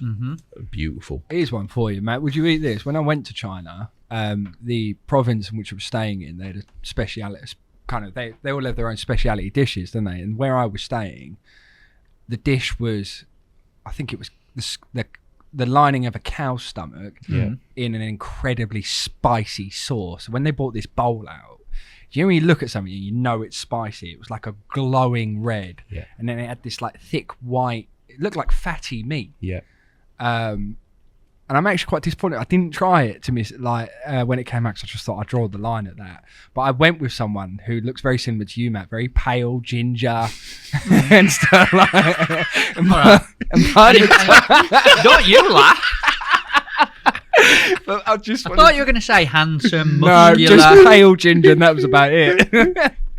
But when he tried this dish, it must have been so hot, because he went from being pale and ginger to the colour of your jumper afterwards, and then I drew the line there. Yeah. Yeah. Can you handle hot food, Nick? Yeah, I like it, but it's not something I like want to have. I like spice, but too much and it overrides everything else. I like a balance. Do you know what I mean? I'm not bothered about Indian food. Well, we'll have Thai food. I love Thai food. Thai food's lovely. Oh God, We're gonna. beautiful. Can you tell we're all hungry? We'll I do realise that. We'll do a bit on the rest of Lindo, Yeah. and then we will have a little lunch break after. So back onto the serious stuff. What we're going to do for lunch? We get distracted. What we're going to do for lunch? I'll take you for lunch. Don't you worry. Are you sure? Yeah. Well, there's no need for that Why? because I've got you a lovely surprise. Are you really? Oh mate, Nick can come back. All last night, I've been cooking, Oh, I can hear some pans. and in here. Never. Are you up? Oh, you've Fire been cooking it already. Hey, come on, I've not even started cooking it yet. I've got homemade soup. No. Yeah. Just for us A on nice the podcast. winter veg soup. That sounds And delightful. also, That sounds amazing. Rooney's going to love this. Fresh baguette. Brought it in my favourite bag. Co-op bag. Yeah. Look at that, hey? You were known Rooney's as the gonna love bag that. man, weren't Bag you? man. Yeah. Wherever I am, there's a bag. Yeah. And anchor butter. So Mate. that's our lunch. That is. Should we just go Yeah. and have it? Should we have it now? Yeah. Seriously. No, Feels you gotta like wait, mate. no. Wait. I don't think we can Gotta wait. wait. I feel like we should break for lunch now. Should we have it now? You can't do that. I feel to like us. you cannot- No, I can because it gets your taste buds going then. No. Oh, he knows how to set it up. We spent the last 5.5 minutes Right. talking about food, and we're going to make us way up. Right, come on then. Back into it. I'm not going to be able to concentrate. Lindo, you were there. You went. You dominated on me. Other people started doing it. This is a long time ago now. You still go to Lindo now and do really, really well. Is it different? Has things changed? What has changed? Oh yeah, well bait's changed. So obviously the bait ban, the meat ban came into place at Lindo. Why was that? What happened there? I think there are a lot of people were catching on the meat, but quite happy to say how much they were feeding. Mm. And amounts, of course, then got people, the money, like Neil. I don't really want that amount of bait going in my venue, especially high fat content bait. So he just banned it. And to be honest with you, I prefer it without it. Do you really? Yeah, because you adapt. You adapt to the changes. They're the baits. Pellets is the bait. Corn's the bait, etc. Meat, maggots, casters. You've got to figure out how to feed the bait that is allowed. Times have changed, and that's exactly. And there's so many places where it's not allowed. Even Hallcroft, it's a 4-tin limit now. How do you know that then, Nicholas? Come on, divulge. I know there's a story here. I don't know if you want to talk about this on the podcast, but I've got you by the nuts now. So Oh my God. go on. Well, I tell you what. Do I have to tell it? Yeah, you do now. You've been teed up nicely there. You teed yourself up for that one. Right, okay. So 2 years ago, I think it was 2 or 3 years ago, it was the practice, obviously build up to the first round of the UK champs at Hallcroft. Love the UK champs, love the event. Just something to really get your teeth into in the summertime. And not too much commitment either. 4 matches. Couldn't wait. And especially with it being the first one, I knew the meat was going to play a big part. So went for a practice match the week before, turned up, chopped all my meat up the night before, all prepped up, drew on the moat outer, won the match with £180, Phenomenal. Caught. Still works 20 years later. That's right. Yeah, caught on the meat. And the weird thing was, I caught half my fish big potting shallow, which worked incredibly well back then, and it still does. It's amazing how fish react in certain ways on venues and to feeding patterns. What do you mean by big potting shallow? By creating a focal point in your peg. And what would happen is you'd feed meat, and it's almost as if you bring them into an exact area where the meat's gone, but now it's fallen past them, and they just hang there. And they might be picking off the odd piece that isn't falling down with the rest of the column of the bait. And it's about fishing a static bait shallow, not moving your rig. If you move your rig, you won't get a bite. But if you keep it as still as possible, you usually get a bite, and it's always off a bigger carp. So it was a case of feed with a catapult for a bit, but then if you felt it was the right time to do it, put a pot out. Not a massive pot, but let's say you go out with a big pot, but a third of a pot. And it's just about that tightness, that concentration of feed. Sit there, float would go under, and you'd always know when you're at the right depth because you'd lift your rig up and your float would stay still when you hooked the carp. So you knew you were the exact depth where the fish were. That was devastating. So turns up, wins the match. But that particular day, now the tins have changed. So obviously then back in the day, it was 300 or 350 gram tins we used to use. Now they're 250 gram, smaller tins. And that particular day, I did 15 tins through the cutter, and I ended up putting another 4 tins through. Never. In the match. So I fed 19 tins. 19 tins of meat. That's Anyway. a lot of luncheon meat. You couldn't eat 19 tins of meat. No, that is a lot. Yeah, it's a lot of bait. Anyway, so gets back to presentation. Well done. Nick Spees won the match. Anyway, sits down, having a cup of tea, and there's a big table. There's all the regulars there, like your Steve Clark, superstar Steve Clark. Another typical, what a brilliant angling brain he's got. Phenomenal angler. Yeah. Steve Clark, all your regulars. Pete Miles. They're all laughing, sniggering away. And so Clark is gone, well done, mate. Have you caught? So I've just fished meat shallow all day. Have you fed it quite heavy like? So I don't think I've ever fed that much. Why? What you fed? 12, 13 tins? No, 19 tins. 19 tins. So I went, yeah. And they all started laughing. I said, what are you laughing at? I went, you don't know, do you? So I went, there's a meat limit on it now. 4 tins. I says, I'm going to say, I read on the result, on the bait limits on the website, I couldn't see anything. He says, yeah, it's in small print right at the bottom. And I went, oh my God. And obviously Lee's just dumped payout. And I went, well, I don't deserve to win it then, do I? And Lee went, don't worry about it, Nick. He says, we knew you were going to do it because you haven't been there for that. You haven't been back for that long. Yeah. I occasionally fish Hallcroft now. It's not my regular venue, and I do miss it, but times change. You move on, so to speak.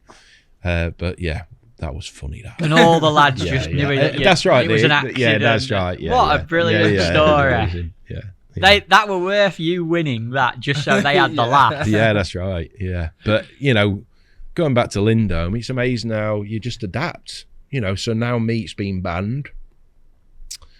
And it was amazing, really. As soon as meat was banned, this is how I looked at it, and I think this is quite interesting. That when meat was allowed, the weights were lower. Almost as if because of the amount of protein going into the lakes, that the fish didn't necessarily have to feed all the time. So therefore, one day it'd fish well, the other day it'd fish poor, which evened it out. But as soon as the meat was banned and pellets came into play more so, the weights were phenomenal. So from a fishery point of view, the weights are better. Everyone's catching loads of fish, but actually, is that a good thing?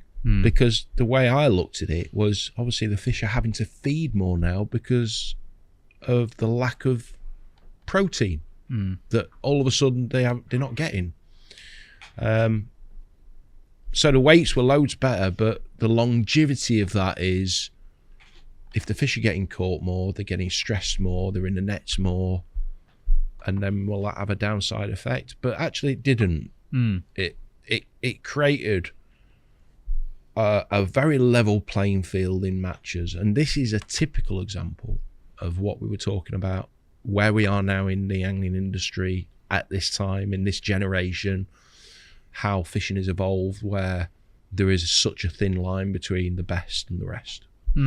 So now everyone's on a more level playing field. So it's now down to you as an angler, feeding it correctly, feeding at the right time, making those changes, attention to detail down to the 1%, the 0.5%.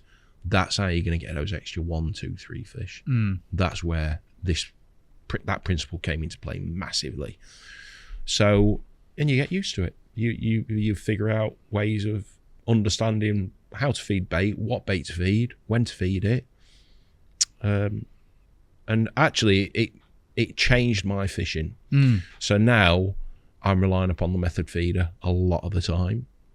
And again, this is a method that I suppose it comes back from my day as a youngster when we were talking about how I brought up with fishing. It was all rod and line work. And yeah, it's fair to say you're probably not admitted yourself, but obviously from an outside point of view, over the last 3-4 years, especially maybe 5 years, I'd say that what you have done on a method feeder at Lindo and taken it to other places to win big events, Golden Rod Final this year, for example, has been ridiculously impressive. And I'd like to sort of try and get a little bit of that out of you. No. Come on. Yeah.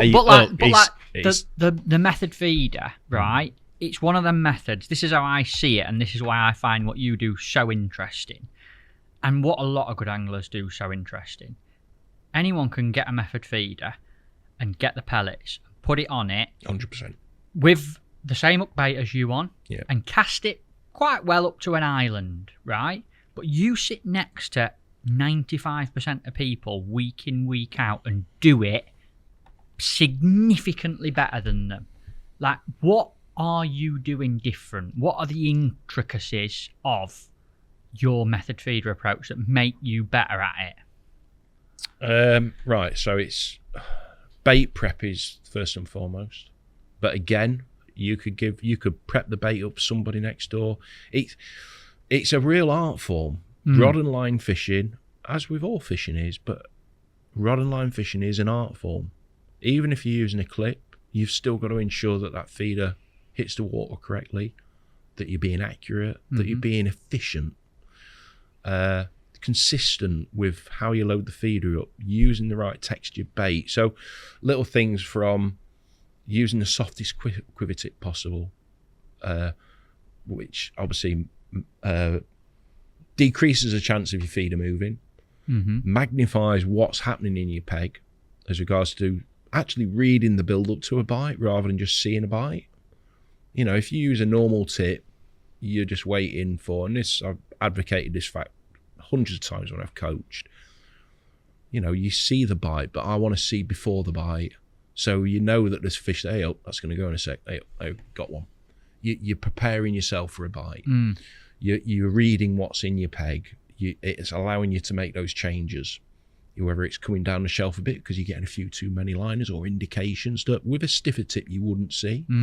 But also that's a massive advantage to minimal movement on the feeder down the shelf. Why would that make a difference for people who are listening, Nick? Obviously, why would a soft tip stop your feeder moving? So, for example, a lot of people are under the impression that if they're method feeder fishing, that it's the quiver tip and the principle of that tight line that's going to hook the fish. It's the feeder that hooks the fish. It's the feeder that's going down onto the bait, sucking in the bait and immediately leveling itself up, because going back to the thermal layers, the fish always want to come up. So they'll intercept the bait and then come up. And that's why you always hook them in the bottom lip. So by using a really soft quiver tip is about creating a semi-slack line.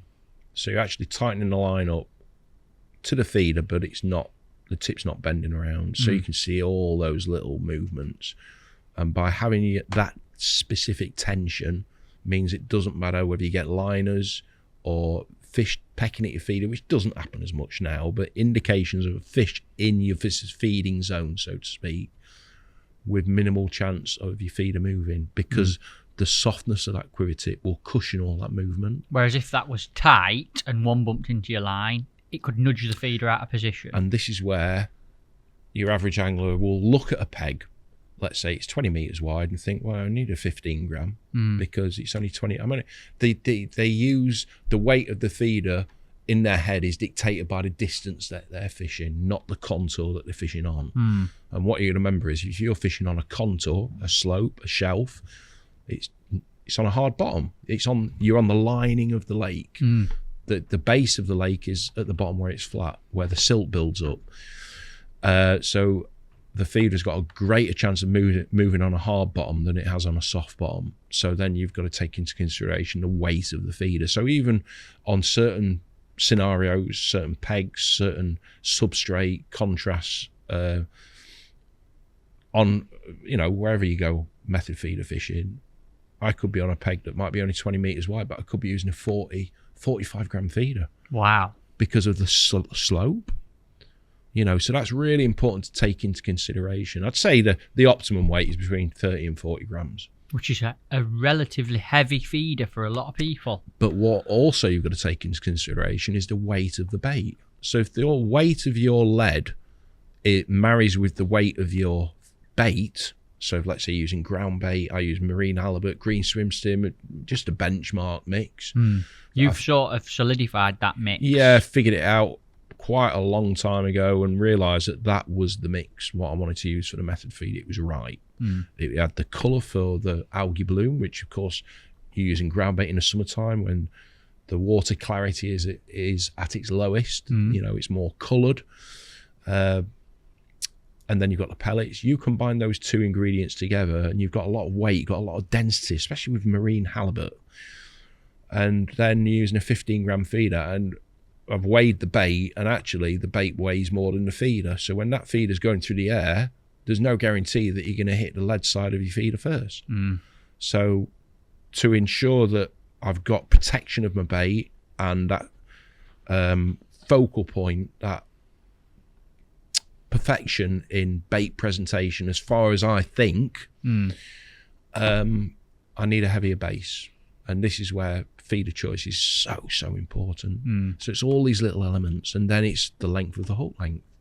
What hook pattern am I going to use? You know, my favourite hook pattern for F1s and small match carp is LWG, you know, because it's just the right hook, weight, balances well with a washter.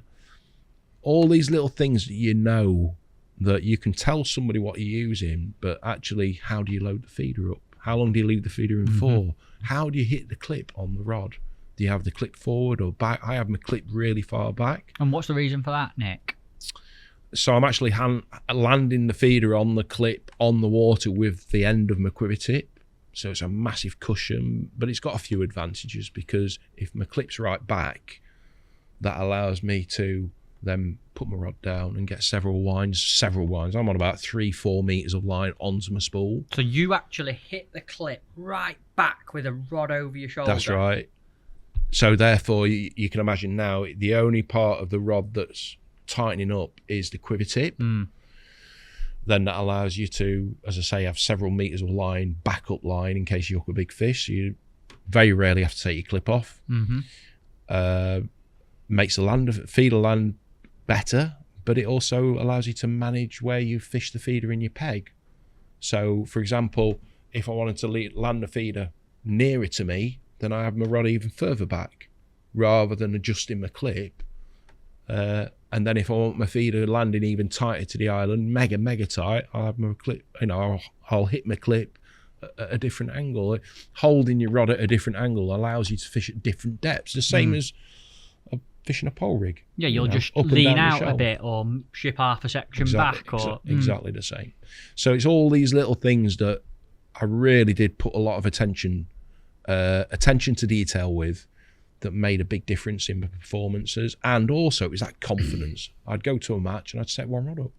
I might set an edge rig up, but that was my edge line as well. And I'd make it work. Whereas I think a lot of people, they always set it up, but they don't have that much confidence that they can rely upon it for a 5-hour period.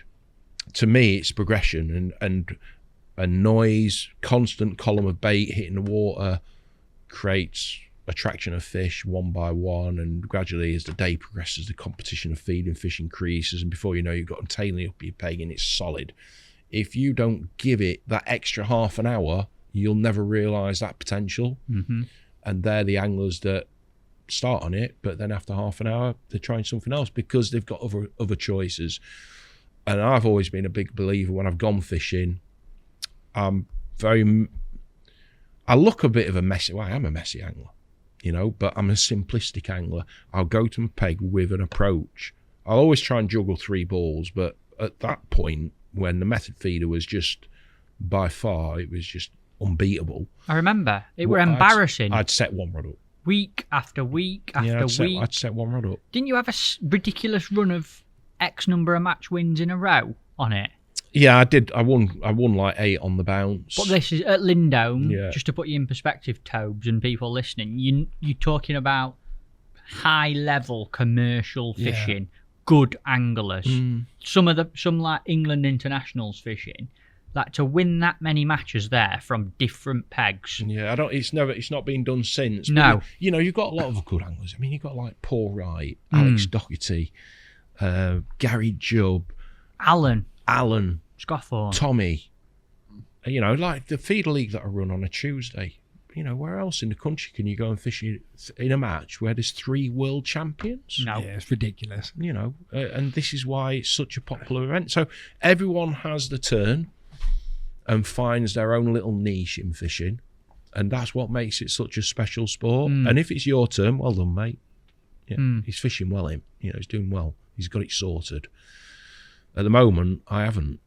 You know, I'm going through that little period where things aren't clicking into place, but you keep going, and all of a sudden things start happening. How do you feel, Nick? Obviously, like for me, even from talking right back to Ben Goffin at the start and him drilling that winning mindset into you, and then listening to you just describe the method feeder then, and the confidence you've got and all the little 1% that you've got within it that you've just touched on there.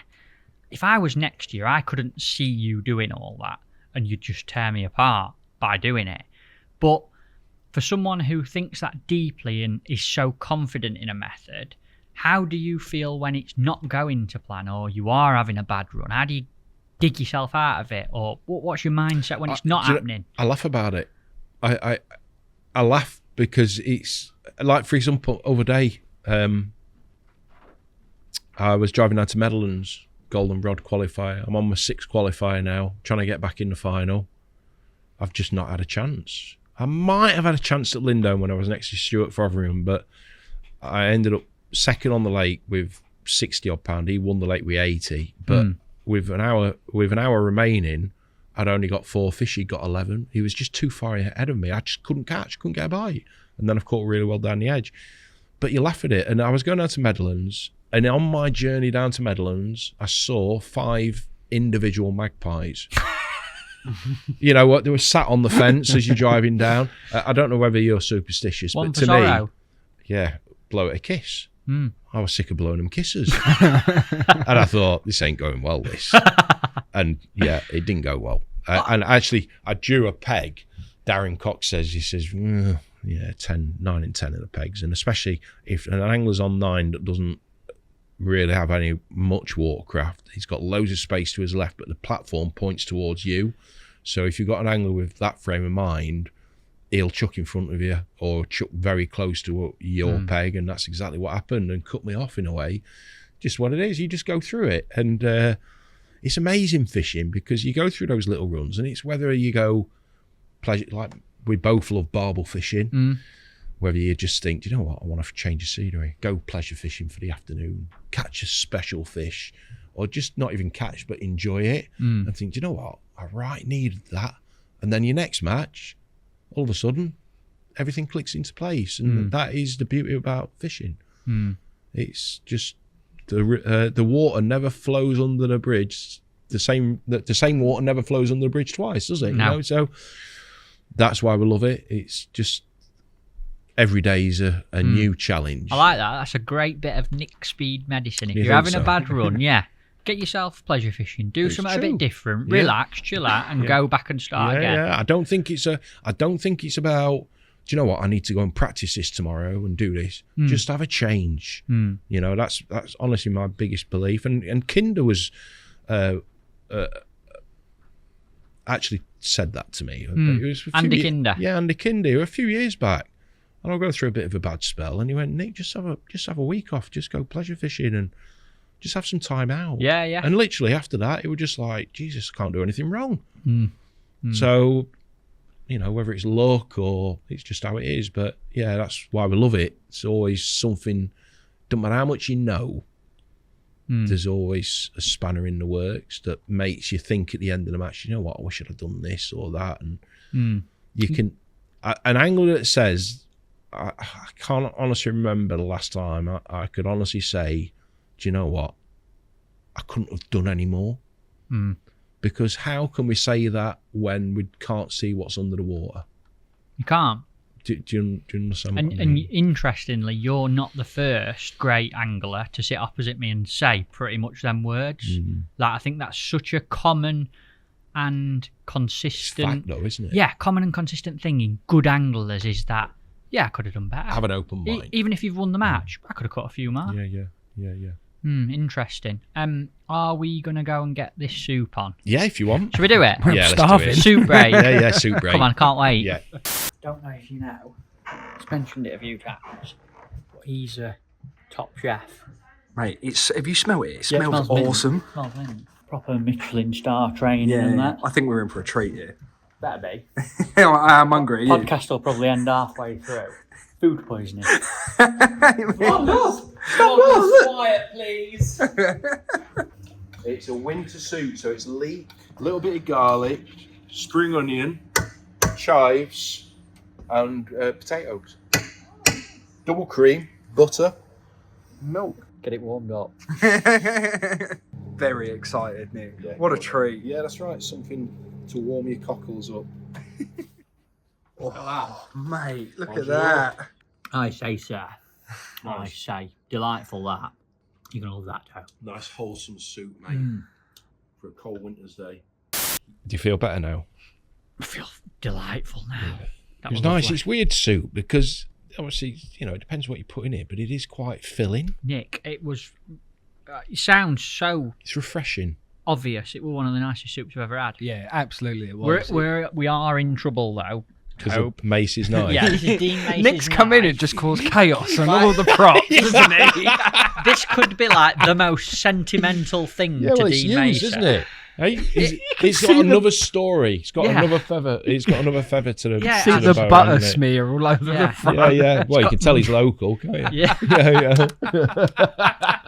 I can't believe it. I apologise, Dino. Yeah. Oh god. No, that was the nicest soup. I was saying beforehand, like, you know when like food like that's fresh because you could just taste everything that was in it. What, do you do a lot of cooking at home, Nick? Like, Do you know what? does the missus make you cook every night? Like, that's kind of Well, I don't live with Jill. Jill lives in Barnsley, but right. I just love cooking. Yeah. Do you know, what I love about food is the build up to eating it. It's that anticipation. I suppose it's the same as fishing. Right. The build up to going fishing Yeah. is great. It's one of the best parts. It's the best moment. And it's the same with food. What do you mean? You've got all the ingredients there in front of you, and you're imagining what it's going to taste like even before you've started cooking it. Do you experiment when cooking? Do you like, if you have a dish, you like, I'm going to try a little bit of that in there, or I wonder what it's like with a bit of this. Yeah, I do. It's quite weird because when I make certain dishes to add flavour, like what I was saying to you, I either Yeah. add a bit of soy sauce or bisto. I use quite a bit Wow. of bisto Just like gravy. as like a gravy granules. Right. That adds body, it adds base. It's amazing how it can transform a dish, you know, or a sauce. Things you know. like curries and things like Yeah, that. and I'm on about just a sprinkling. It's not like 2-3 tablespoonfuls, just a sprinkling, just a you know, a little kick. And you must have like Adds a a lot of flavour. like a signature dish. Like, without you're not being modest. Like when you make it, like that's going to be delicious. Yeah, I think anything to do with timing, so steak, peppercorn sauce, Diane sauce. nice. You make all the sauce Finish yourself. Yeah, Mate, and it's really simple, but it's all right for me to say that. I suppose it's the same as an angler saying, "Oh yeah, it's easy. Yeah, it's simple." Yeah, I wouldn't know where to start making. If I said, "Man, That's make me right. a peppercorn sauce," you just. But it is simple, Yeah. and once you've done it one or two times, you gain confidence in it, and you know that how you're doing it is the way you like it. That's the most important thing. Yeah. But of course, when you start doing it, you're always copying somebody else. Yeah, and then yeah. gradually, exactly what you said, Toby, you then start adding ingredients. You think, oh, do you know what? I'll just add a bit of this. And a bit of that. That'll work. Oh, in that's there. nice. Yeah, Put your yeah. own twist And on then it. That's exactly, yeah. I bet Christmas dinner is the nuts in your house, isn't it? Do you know what? bet it is. I never cook. You're joking. No, I never cook Christmas. Jill cooks it. Jill's a good cook. Is she? Yeah. Oh, I've got to say that, haven't I? She's Yeah, awesome. Yeah, this is going out on the yeah, internet. Yeah. She's amazing. Yeah, no, she is. She's a really good cook. Is she? I've never cooked Christmas. My mum and dad have always cooked it. Yeah. And then now we eat at my brother's house for Christmas Day. And he cooks. Oh yeah, he's awesome. Do you critique them? Not at all. Do you not? Just Not eat at all. it. I just force it down. Can you eat a lot of food? Yeah, I can eat a ridiculous amount of food. Can you? Yeah, a ridiculous amount of food. we went out. There was myself, Rob Hughes, Ian Smith, Alex, May, Finn, the cameraman. We went out to the steak. It was like I've forgotten the name of it now. Miller and Carter? No, it's like you can eat whatever you want, and you've got a red and a blue card. Yes. They're like, you can eat places. Stabilo, Yeah. a Stabilo, that's it. Yeah, I know what you mean. In Doncaster. Yeah. And they were just like, I've never seen anyone eat so much food. But it was so addictive because they're bringing out, do you want some fillet steak, sir? And you're full, and you think, Well, I'd like to well, try I can't that. though. turn that Yeah. Yeah. you know. Yeah, that's what it was like. And I like where you have that much food that you're in pain. Yeah. I was bad eating a lot of food. What I wanted Lot of to food. ask you, Nick, because best mate of mine who I lived with in Liverpool was really big into his cooking, but just off the back of that, he struggled to go out to a restaurant he was a very good cook, but he would go, I can't pay 30 quid. It's like, because I could go home and I could do that better for half the price. So he struggled going out and stuff like that. What are you like going to could you go to Nando's and eat that happily, or do you go in and you're just like, no, that's Do you know what? I'm quite laid back. you don't mind it? If Jill is listening to this podcast, she'll be screaming at the TV now. Why? Liar. You liar. No, but I am. I'm quite laid back. Yeah. The only thing I'm not laid back is service. That really winds me up. Got poor service. Poor service. Why? What gets you riled up? I want it now. As regards to, not necessarily like that, but I want, it was all about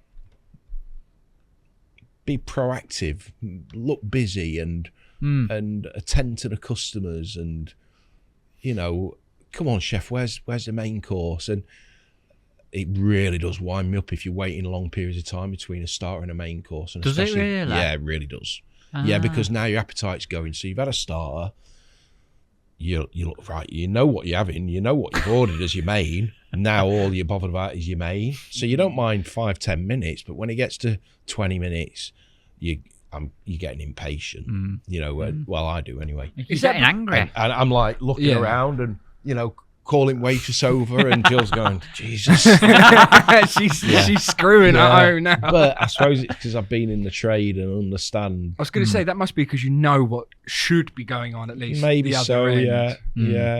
yeah. So, but when it comes to actually the food, unless I really have to, I don't complain. Right. I just eat the food. The last thing, sorry, mate. It's just I find it so interesting. It's great. Yeah, it's the other thing I'm dying to know is, and obviously you've been you were at the top of the game for a long time. Is there any? Have you ever had like a mishap in the kitchen? Because you're obviously head chef, so you oversee everything. If I've got that right in the kitchen, have you ever had like something ever gone horribly wrong? So, Oh God, loads of times. yeah, but what like Loads of times, like me not ordering enough steak right? Yeah, for a banquet. Oh no. yeah, that's not good. And then yeah, like we're having to explain. We're gonna have to bring something out onto the menu. We're gonna add something else. Well, you just make something up. Yeah. Spur of the moment. Yeah. But that falls on your Or lap, we've doesn't had it? to Sure. shut, you know, basically, let's say pork and scallop or something like that. We've had to like cut the portion sizes down to ensure that we've got enough. Or then a waitress has dropped the last plate, Yeah. and you've gone, oh my god. What, the very last one? Yeah, the very last one. So or, someone is short. Yeah, and then you've got. mate. Luckily, we would always try and make sure that we got backup, but sometimes I'd forget. You know, to order enough. Obviously, off the back of this chat, you've probably all clocked on Nick, and me and Toby know this from the research we've done and the soup we've just experienced. You come from a chefing background, cooking, kitchens. Where did that start? Because it blows my mind that we've just had all this conversation about fishing and your journey through match fishing from being 12, 13 years old. And I'm assuming this is going on as well. Yeah, I mean, look at that. Hey, they were days. Sorry, look, Nick, which one are you in that picture? yeah, the idiot in the middle at the top. Do you know what? I love cooking. I mean, like some brilliant. I was definitely not the best chef in that picture. No? I was head chef at the time, but like Tony Eaton, executive chef to the left of me. And then we had some French and Belgian chefs below, Andy Drury, Andy Ward, brilliant chefs, brilliant chefs. And that was the great thing about working for the university and having a brigade of chefs that were so good. So each of the chefs there were Andy Drury, Andy Ward, Tony Eaton, who was in charge of everybody. But we were all in charge of the halls of residence. Right. And managed the halls of residence for the students on site, banquets, conferences. It was very busy. So it was hard work fitting everything in. But luckily, especially with my prior jobs, with my training, it was different. But with the university, the hours were a little bit more sociable. Right. So I worked for the university for 11 years. And I tell you what, I had some great times. And what was your job role at university then? I was head chef, but then I was promoted to basically got rid of the manager, the catering manager, and I ended up doing two roles, which was chef manager, which is just basic. I was still looking after the catering department. For the whole university? No, for the halls of residence. Right. So there was a head chef for each halls of residence. And then the turning point for me was in 2010, sorry.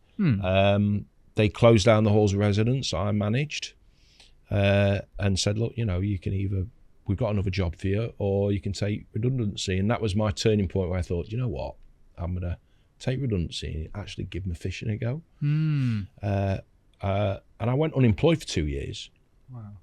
And in that time, I worked really hard promoting myself, fishing, starting up with coaching. And it was just like a snowball effect. And literally I'd won a lot in that time, in that period, when usually when you haven't got that much money or you're worried about where your money's coming from, things don't go well. But they went, it was just... Almost like it was meant to happen. Yeah, at the that's time. right. Did you have a little bit of money behind you to be able to go and do that? No, not really. No, because at the time, I've always been a bit of a character. I've enjoyed having a good time, So I just spent the money I earned, really. We saved a bit of money, but not a massive amount. And then everything kicked off, and then I got a phone call from Shimano saying, look, you do that much work for us. We want to take you on the books and take you on as a consultant. And how long? That's 2 years after leaving the chef job at uni? A year. Right. Yeah, a year. Right. So it was just a massive turning point for me. I was with Shimano before, but not on the payroll. Got you. So it was that was it. It was like a massive door's been opened for me, and I was so proud to be given that opportunity. Of actually getting into that circle of being on a payroll and getting paid to go fishing. Now that sounds great, doesn't it? Doesn't it? But I tell you what, there's a lot more to it than what people think. What do you think it takes, obviously, to be in a position that you're in now and to have come through all the hard work, fishing at the same time and building it? What do you think it takes to be and maintain your position as a paid angling consultant? What are the key factors? Yeah, I think any job, regardless of the job, what it is, whether it's fishing or whatever. You've got to have passion. You've got to have commitment. I think the key factors is dedication. Keep trying. My dad has always advocated the fact the man that never made a mistake never made anything. So if you believe in yourself and you really feel as if, look, we're only on this earth once. If you feel that that is something you want to do, don't just dream it. Try your best to make it actually happen. And, you know, if somebody was said to me years before that turning point happened, you know what, in a few years' time, you'll be a full-time angler. You won't be earning a massive amount of money, but I tell you what, quality of life. You'll be loving every minute of that job that you're going to be doing. You're going to be out on the bank. That is, you know, what price you put on that. You can't. And that's what makes you work harder. And if you enjoy it, you're more passionate. And I've always been like that with my fishing. And I've been so proud to be underneath the Shimano banner regarding how they've supported me all these years and looked after me. And Dynamite as well. And all my other sponsors. And 2 fantastic companies that you just mentioned just there. a pleasure to be with. And of course, the products, in my opinion, of course I'm going to say it, but I believe that they're incredible. And it's just a company that really wants to move forward. So yeah, I'm very lucky. So it's all those little elements. Yeah, like anything, if you want to do well, you've got to work hard. Do you know, like, I'm rolling back a little bit here, but to get into a position where you're head chef at a massive university, the University of Sheffield, like, you must have come through some serious training to be in that position. Yeah, I worked really hard. As I say, I did a YTS and then like footed around in jobs, you know, as a commie and a trainee chef and a chef de partie, which are lower down the brigade ranking, so to speak. And then decided to go back to college and did a chef's diploma. Worked at some Michelin star restaurants in order to gain my certificate. So 4 years working behind a bar in the evenings, then fishing at a weekend. Excuse me. Can't have been sociable hours at all. Not at all, because I wasn't earning money at college. So in order for me to earn money to do what I wanted to do, I was working every night. And I worked at some brilliant places, you know, and learnt a lot, but it was intense cooking.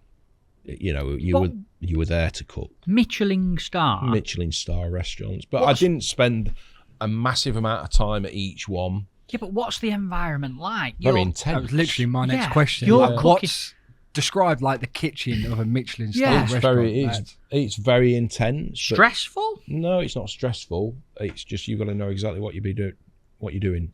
It's perfection. You know, 100% concentration. And I wasn't most punctual of people. What do you mean? I was always late. Really? Yeah, that didn't bode well, did it? Where's Nick? Oh, he's not here yet. Why late? Just Don't know. Just a little bit. Yeah, just a little bit lackadaisical. Imagine that Michelin star restaurant. Just got like So Yeah.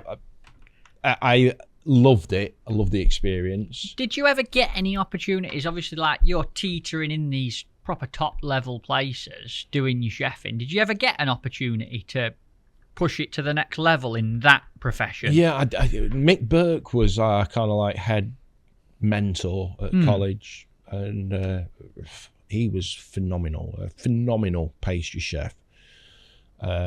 Pastry wasn't my forte, but he managed to get me an opportunity when I finished college. Now, this is the choice in catering. You either live to work or work to live. And I've always been the latter. I couldn't wait for my days off to go fishing, socialise with my mates. Got Derek Rook, head pastry chef at the Park Lane Hotel. wow. It was a Park Lane Hotel. Got your position, trainee position. But I'll just warn you now, if you take the position, you'll have to pull money out of your own back pocket to live down there. But if you work down there for 2 years, you'll get a job, if you want, anywhere in the world. But like anything in this life, if you want it, you have to work hard for it. That's big And moves, though, Nick. It that. was, big but moves. we're talking about, I just spent 4 years with no money. Just enough money for me to do what I wanted to do regarding work that I was doing part-time at the bar, behind the bar and stuff like that. Do I really want to do this again? Do I want to be skint for another 2 years and then in debt? But then it'll be worth it. But then I'll have to work so hard, but it'll be worth it. In 10, 15 years, I'll look back and think, do you know what? I'm so glad I've done it. I didn't really want to make that commitment. And it was like, oh, do you want to just job and go fishing? And I suppose we all get caught in this little loop where you're just quite placid and happy with a certain age as well. You know, I wasn't that hungry for it. I wasn't hungry. And like anything, if you want to succeed in fishing, you've got to be hungry for it. I wasn't hungry for it. I just wanted to get a normal job, see my friends, see my parents, see my girlfriend, and go fishing. So you turned it down? So I turned it down. Wow. And It's not done you any harm, though? no, not at all. And it weren't right for me. It wouldn't have been right. I wouldn't have lasted. I wasn't committed enough. Too lazy. No, I'm not lazy. Not enough. Yeah, not enough. Well, actually, you didn't have the hunger. Like it sounds, you didn't have the hunger at the time. Which I that's get right. that. And if you'd have jumped into it at the wrong time, it'd have been a mistake, and you'd have found out in a year's time where it maybe cost you a few. Yeah, I mean, it was quite funny really because I worked for both universities, and before I worked for Sheffield University, I worked for Hallam University. And me, Steve Hunter, and Mick Barrett, we all meet up now and again and go out for a meal. Are they all chefs? Yeah, all chefs. Okay. They're both chefs, and they're really good friends, real characters. Oh, and every time I talk about, you know, there's a odd post on Facebook where one of me, you know, one of members of staff from Tapton, oh yeah, I miss these days, and there was one the other week, missed these times at Tapton. I went, yeah, you. Apart from me, you were the best. You were the hardest working. And then next minute, Mick Barrett pops up saying, "You and work never mix together." So yeah, they'd be listening to this podcast thinking, "I've never heard so."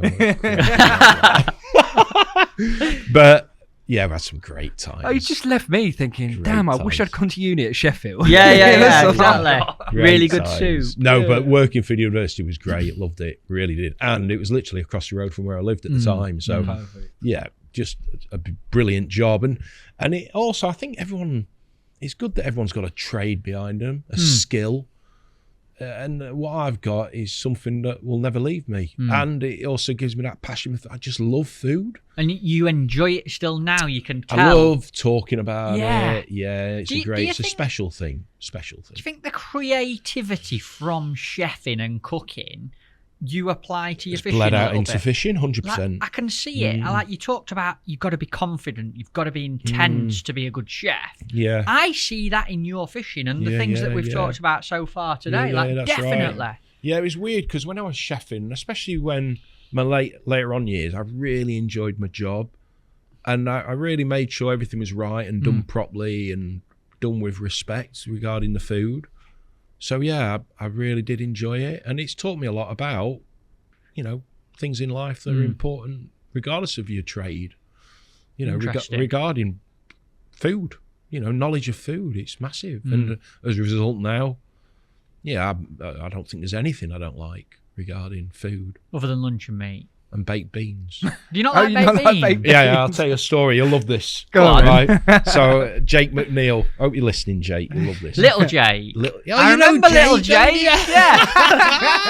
What's happened Right. to Jake? I haven't seen him for ages. Well, he's messaged me a couple of times on Facebook, but yeah, he's doing well. He's got dogs now, I hear somewhere. I mean, his dad, what a character. Yeah. So funny. Yeah. Was it Rob?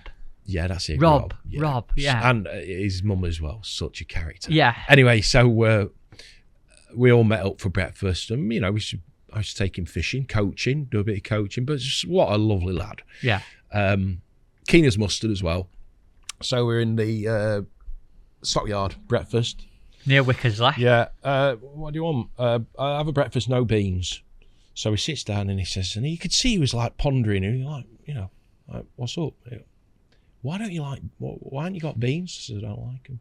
He goes, you don't like baked beans? I went, no. And he went, what about beans on toast? I went, well, that's different then, isn't it? Of course I like beans on toast.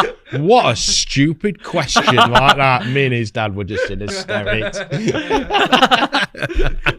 Brilliant. Oh, So yeah, I love food. I love talking about it. I love cooking it. But Brilliant. to get back into the trade, no, Wouldn't been do there, it. done it.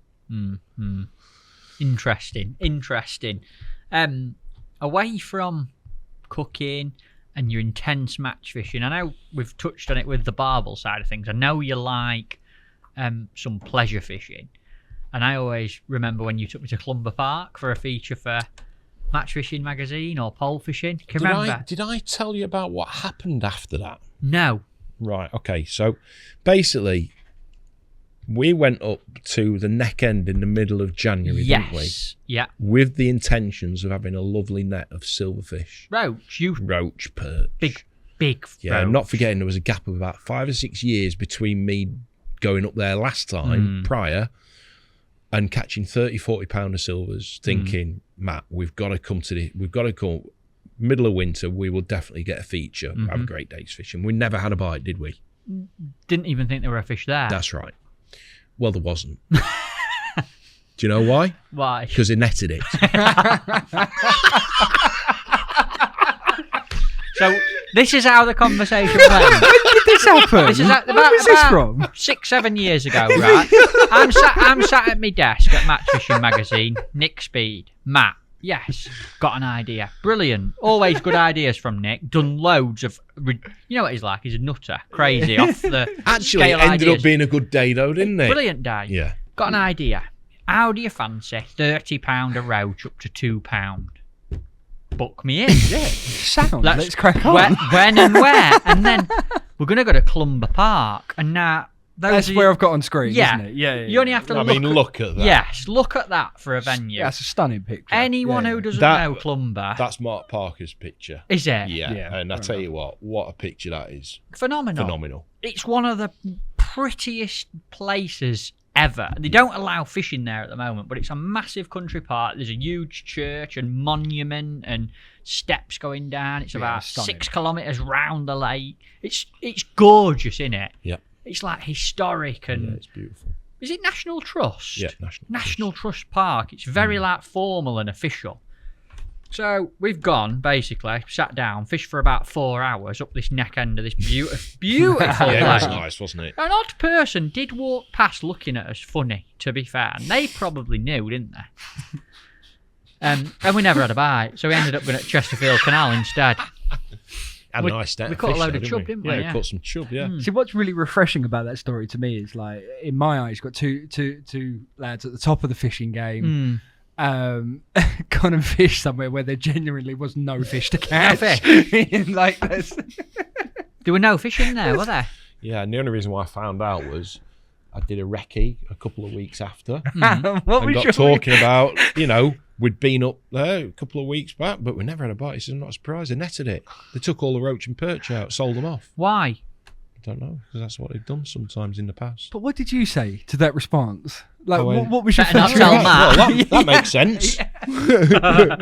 But we never saw any sign of a fish, did we, all day? No sign of life. And it was a lovely, warm winter's day as well. I'd love to see you both scratching your head going, I could have sworn with that bite like that. that's right. It's, Yeah. but I What think, a special place. yeah, tell us a little bit about Clumber. How did you stumble across that? And I know you've had some proper Right, let's red letter take a days. step back, right? So imagine, right, in the 80s, and you're sat at a table and there's a bloke saying to you, yeah, I've just went yesterday, I had 2 bream over £12. You'd be like, what? You've had bream, you've had a £12 bream? And not forgetting at that time, the biggest was £7.2 from Dan Flask. Because at that time at Flask, there used to be a lot of big bream, not massive. But Very if you, different. If you got one, if it was over £4 or £5. But then to hear somebody catching a £12 bream, it was like, wow. And then we'd been a few times and I'd never had a bite at Clumber. So now it's like a nemesis. Now it's like, well, is there any fishing? Never seen Clumber? one top or Never anything? seen one top. Never caught one. No liners or anything? No, and then I went with Greg Owen. And we had a bit of a recce, and there's a certain part. If you just can you put that picture on again, Yes, of course. Toby, please. We're going to give away a secret spot here, folks. Well, it's not. You're not allowed to fish it. You see. Ah, right. And yeah, right. So I'm there. Imagine where we're looking up. Yeah. We're stood on the damn wall. Yeah. So to the left of where I am now, you're there to the left. Yeah, out of picture, so to speak, you can't fish. Yeah. That's the first peg you can fish on the left-hand bank. Okay. And me and Greg were fishing beyond the tree line, around the corner, up there. Yeah. On the sand holes. And there were bream topping in this area, but of course you can't fish it.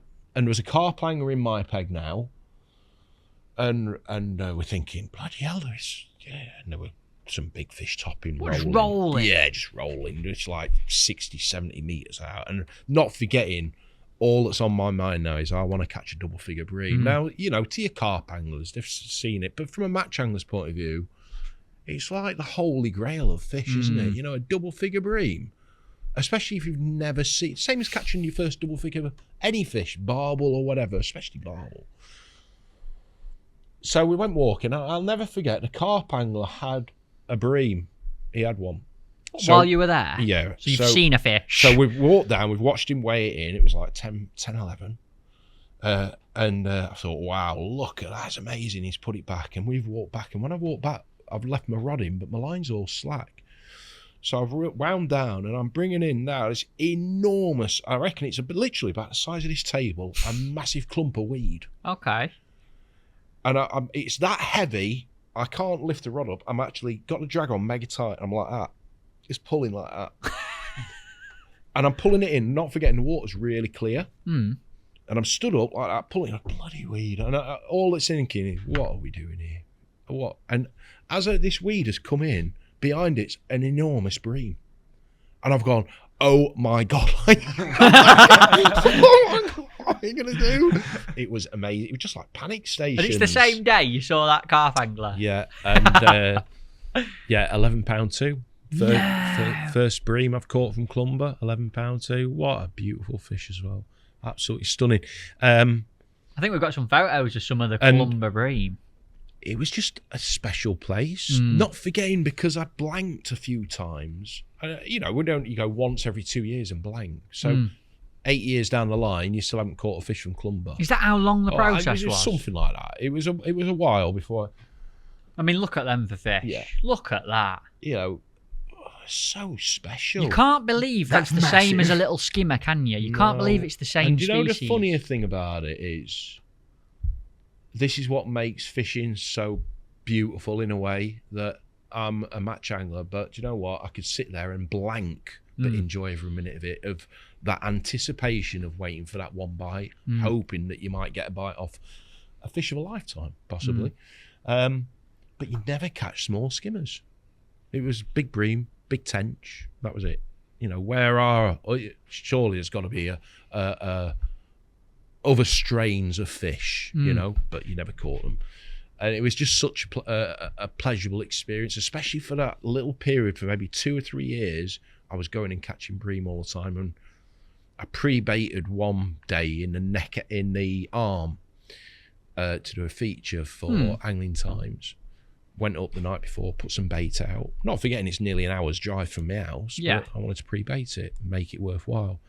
Got there in the morning, weed had blown. It's terrible for weed, carpet weed. What is it, Canadian weed? Yeah, like the little tiny floating. Yeah, bits it's on the ridiculous. Top. Yeah. I've been there some days, and it's like a football pitch. Yeah, It's green. impossible. You can't fish it. All the weeds collected in the area where I've pre-baited, because the wind's blowing all the weed into that area. I'm thinking, and now Ben Fisk and Lloyd Rogers are on the way, but of course I've got no signal. Yeah, middle of nowhere. And I'm thinking, well, they're wasting the time. Can't even fish it. And I'm stood looking at my peg, and all of a sudden the bream has actually rolled in the weed, right exactly where I put the bait. And I thought, oh my God, they're here. Because it's like literally once in a blue moon where they go into this arm, they go in there for spawning, and then they just don't live there, or very seldom that they live there. And it was just like the flick of a switch. Within a minute of me thinking that, the winds picked up, turned around, and started blowing all the weed out at bay. So I've got ready, and I've had 12 double-figure bream on the pole. On the pole? Yeah, it was incredible. Wow. Yeah, incredible. So you'd pre-baited close in? Pre-baited. Have you ever caught them on pole before? No. No one's caught them on the pole, No. surely? No, it was incredible. But the weird thing was, I sat with the pole in my hand for maybe 3 hours, never had a bite, and must have had 2 or 3 bream rolling my peg or in the vicinity. Then, I've had enough of this. Can't get a bite. So, put the pole down, set my feeder rod up, and underarm the method feeder on that line, and second chucking I got a bream. What's that all about? And then put my rig in, thought, right, ready here, put my rig in, got a liner, and then caught on the pole. What's a double figure bream fight like on the pole? What they like? Really weird. A real powerful fish. Massive fish. Yeah, powerful, heavy fish. But there was a massive that was the first bream I caught. That was 11-2. On the pole? Or first ever? First ever bream Got you. at Clumber. That was my first ever. But there was a massive line of weed in front of me. So I had to get him up, more sections up in the air, and like knock him out, so to speak, and let him calm down at the end, and then slide him over the top of the weed. Right. But absolutely beautiful fish. What were you catching them on a pole? Double corn. That's ridiculous. Double corn on a 3 gram rig. It was 8 foot deep. I'd love to go and never go that. Yeah, it'll never. I don't think I could confidently say, unless you're a very, very lucky individual, it'll never happen again. Don't you think? If they do allow fishing again, could we go and have a go? I'd love it, but to me, it's not. This is the thing about these kind of venues. It's not about going and catching 10, 15 bream. No. It's about getting that one bite. Just catching one of them fish. They're so. How old is that fish? How delicate are they? We have to treat them with the utmost respect. But then all of a sudden, if they did allow fishing again, would it be right that you've got somebody with a little less of respect for the fish, putting them in a net? Not obeying the rules. Keep knots aren't there. And next thing, you've got a couple of dead bream that could be 30 years old. Is that fair enough? I think the top and bottom of it is that kind of fish, just like the big barbel, just like any fish really, but that old and delicate, you just have to respect them so much and be so careful. Yeah. So careful. Probably older than me, some of them bream. Yeah. So, very special place. And, fishing's not allowed. And as bizarre as it sounds, the last 3 sessions before it closed, I had 1 bite in 3 sessions. And one of them was a 6 pound, 8 ounce tench. And it was while I was doing that feature with Mark Parker. Right. That was the last fish I caught from Clumber Park. Amazing. Yeah. I'd love to go. It's only about 15 minutes from my house. I know. Go running round it sometimes as well. Yeah. I mean, never seen a fish in there, ever. I had one day where I blanked. And on the day that I blanked, I must have seen 5 or 6 carp roll in the middle. And I've never, ever, prior to that, ever seen a carp roll.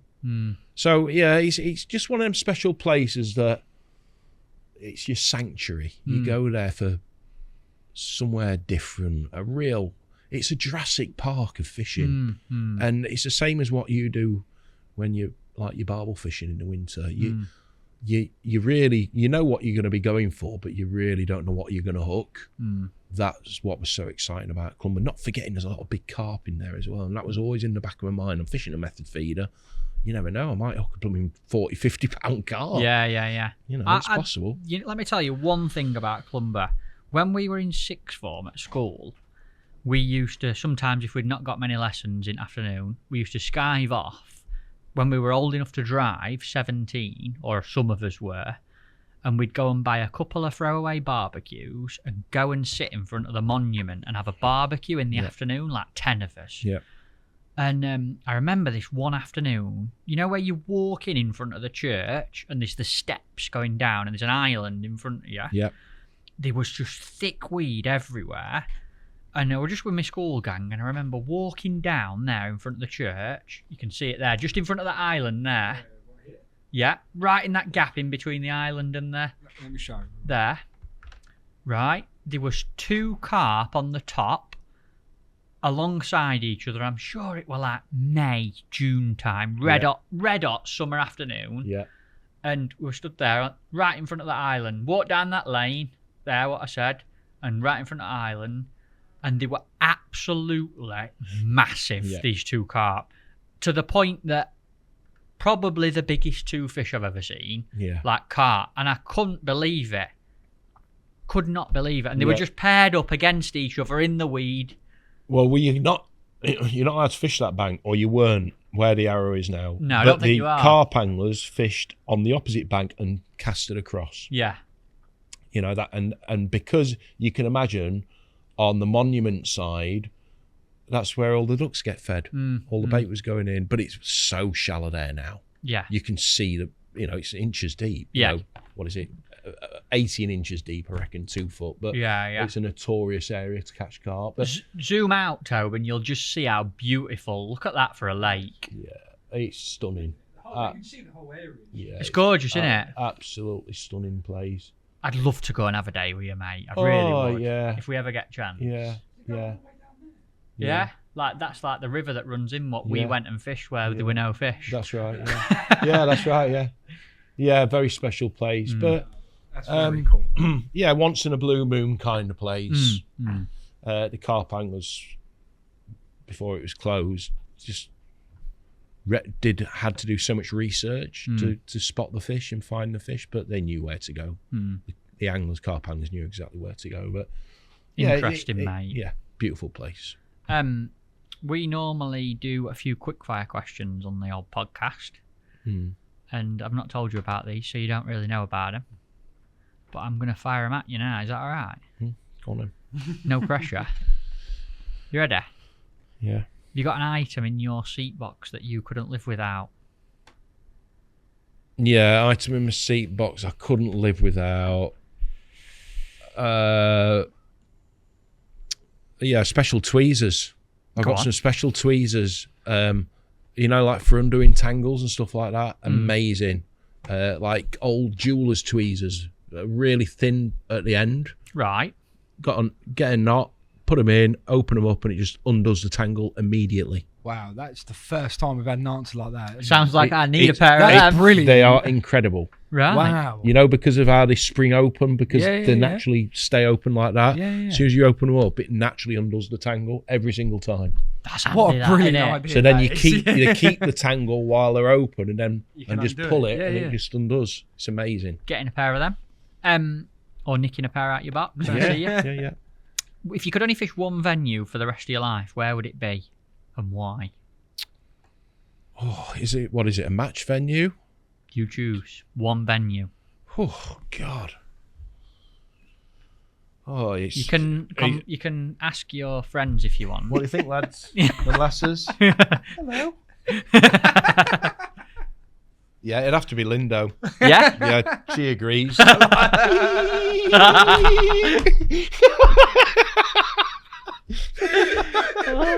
Calm down.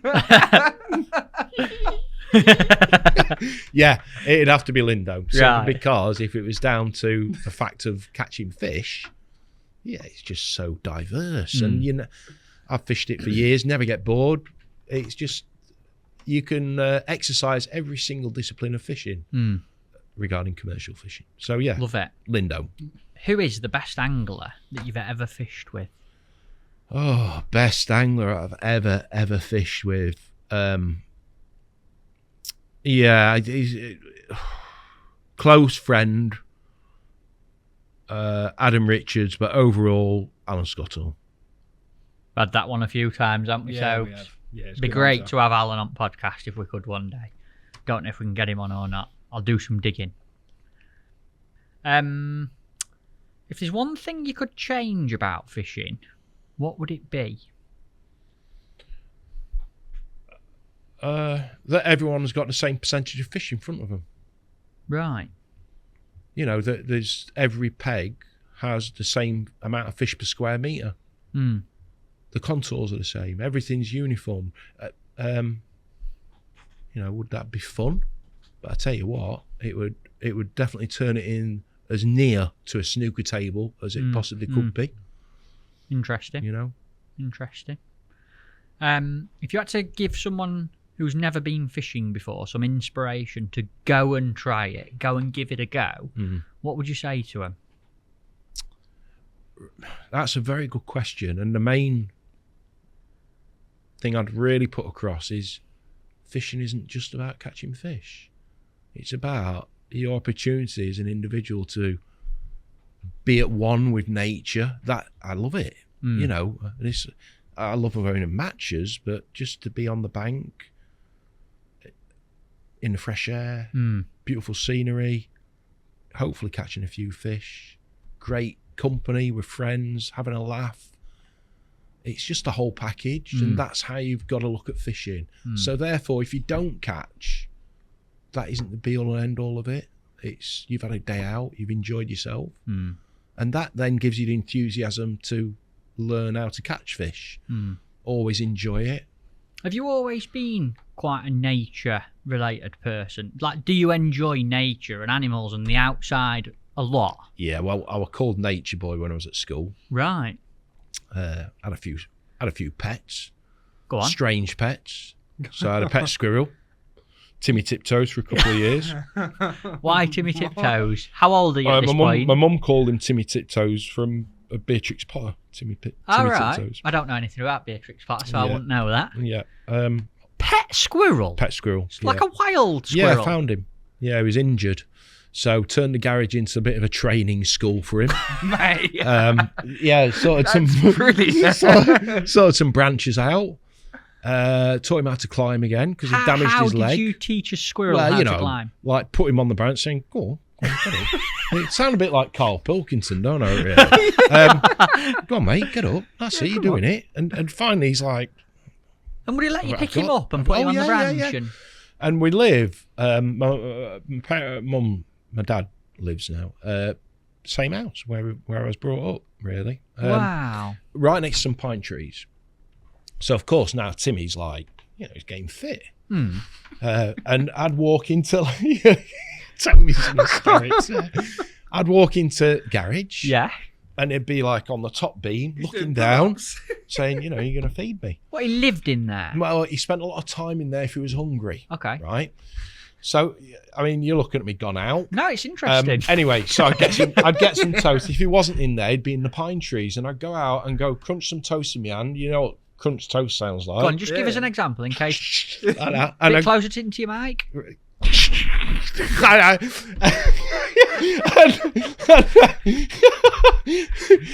And they go, Timmy!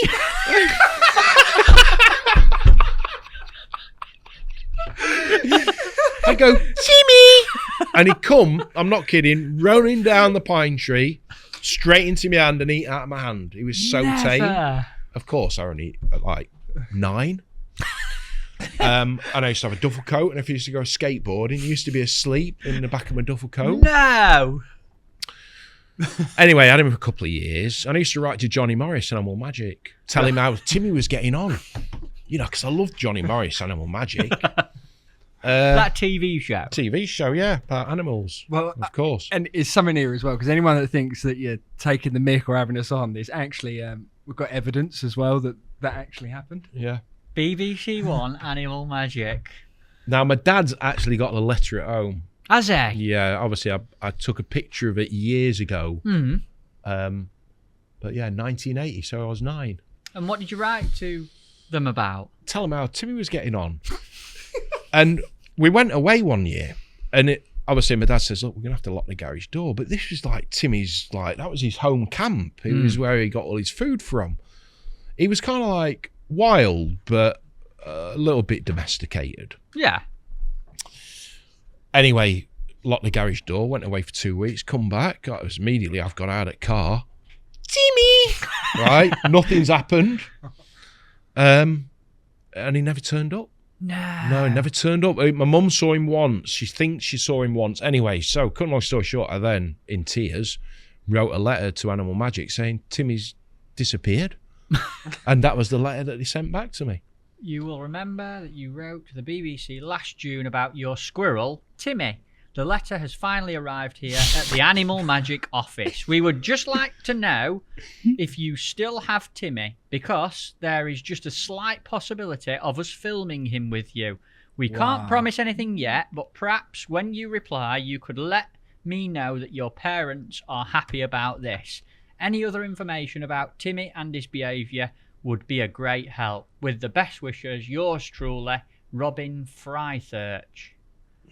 That's the letter. For anyone listening and not watching, that is the letter. Wow. And that is why I'm classed as a freak. I'm just going to say, that might be, I'm going to put it out there, the best story we've had. It's a great It's not. no, I've got a better story for you. Toby, I've got a better You can story. top that. Go on, so, Is it allowed on the podcast? it's a great one. Go on then. So, my other hobby was stick insects, right? So, I love it already.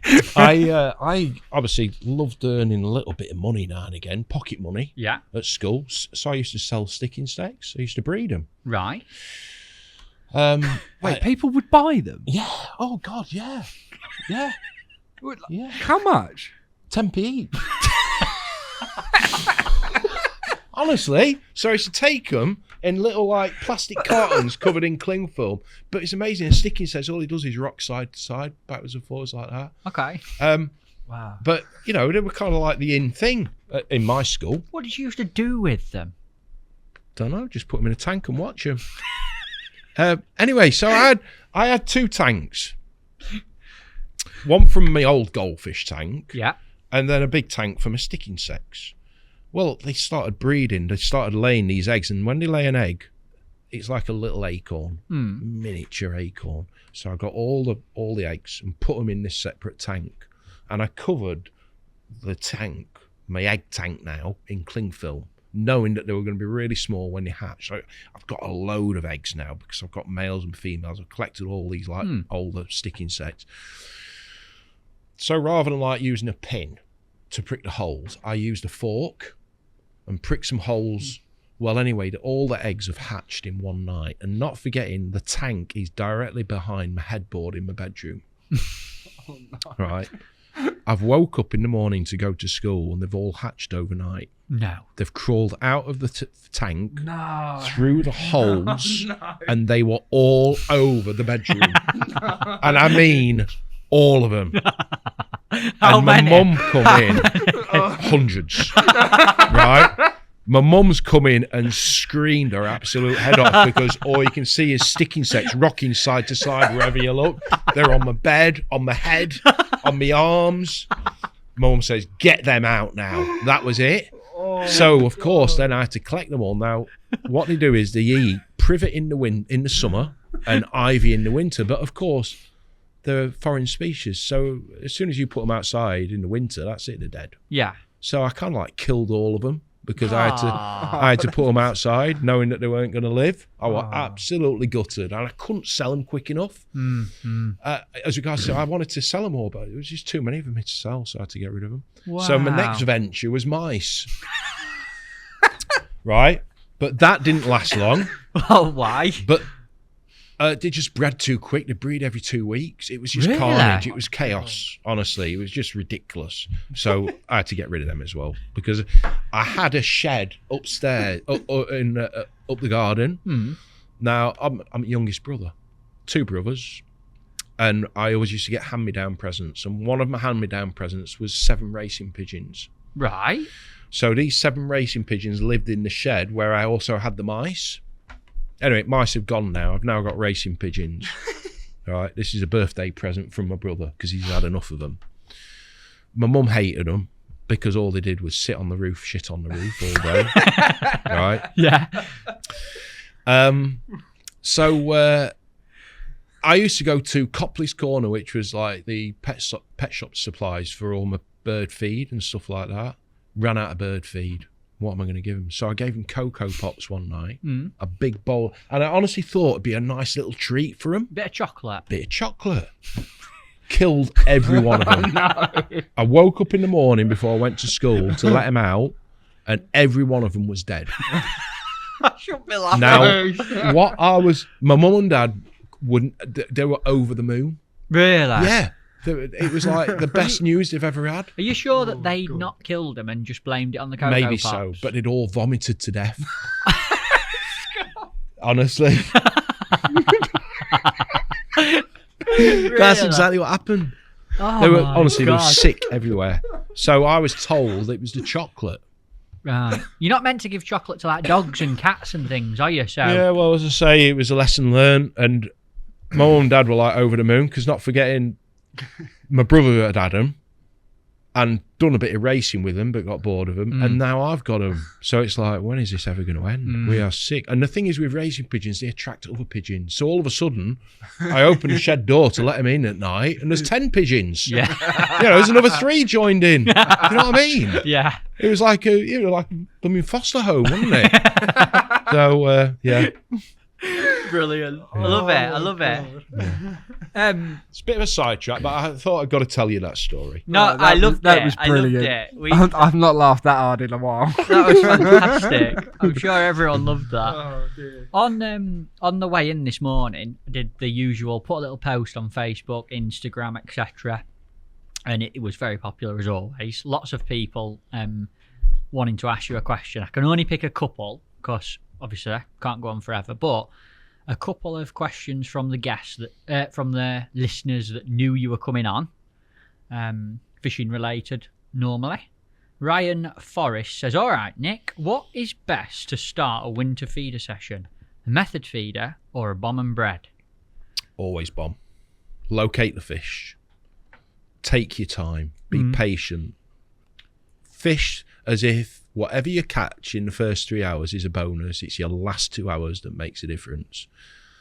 If you rush and get impatient and start feeding bait in your peg, you can often cancel out. The only time it makes a difference is the air pressure. So if it's overcast and windy and blowing and there's water movement, the fish are moving, they're feeding, then they'll be attracted to a feeding, like a focal point, a feeder.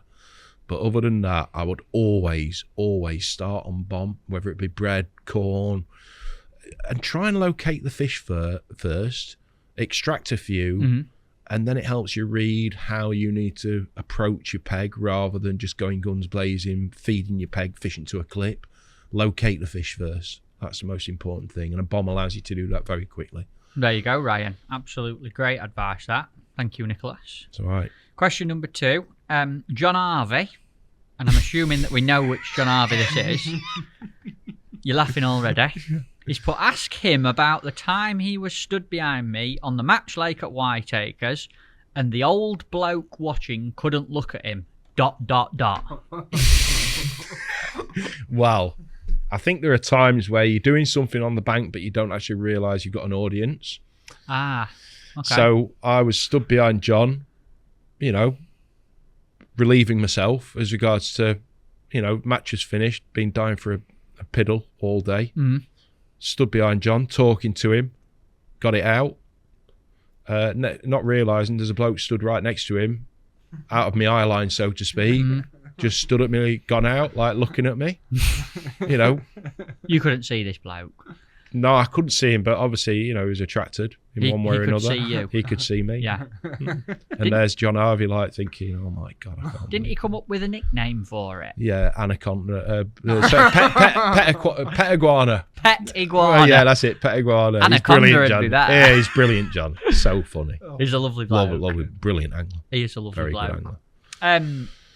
And obviously, we can't let you come on the Christmas podcast, especially without asking you if you've brought a gift to leave for us. Well, I brought a few gifts today, haven't I, really? Yeah. Do you think I've done enough already? I mean, think, lunch itself. to be was fair- brilliant. That was brilliant. I'm not going to just. Chinese tea. Yeah, Chinese tea. We've had lunch. Yeah. Fresh bread. I'm just Yeah. making most of this here. That's Toad. it. And rinsing it. I've got you both a present. Oh, Right. stop it. Special wrapping paper as well. Okay. Do you want me to go and get Toby ears? Yeah. Yeah. Right. Here you are, Tobes. They're both the same. Yeah, both the same. Thank you, mate. There you go, mate. Don't thank me, thank Nick. I didn't have any Christmas paper. Have you seen the birthday paper? Why, what's up? Happy I didn't- birthday, Jesus. Yeah, I didn't have any paper, so Have you wrote that? yeah, You just put it under each bit. Can you see it on Hang on, camera? yeah, you can. Look at that. Is that because you didn't have Christmas paper? No, not and yet. it's Jesus' birthday at Yeah, Christmas. Exactly. So that's fine, isn't That it? was a little trick I got off Mark Parker. Brilliant. Have we ever had a wrapped up gift before? No, this is another podcast first. Okay. Tell you what, you're pulling it out of the bag today. you've done Well, you know, it's a special occasion. It's Christmas. You're two lovely people. So are you.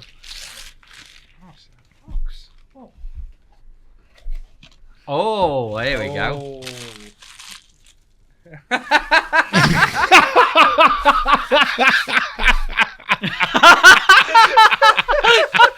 I've seen it through the back. That is absolutely awesome. Oh, I didn't see that on the back as well. Look at that. Look at that, gang. So one side we've got And that's the same as Oh, brilliant. I think it's in Tommy's book as well. and then on the other side we've got a Here we picture are. of Nick in his It's boxers. the same in there. That's the photo. Let me just throw the photo on everyone. I've got it here. Look at that. They're our new podcast mugs, aren't they? exactly what it is. Oh, thank you very much, mate. It's all right, There you mate. go. That is so meaningful. For everybody Yeah, at home exactly. as well. That's a better picture Yeah.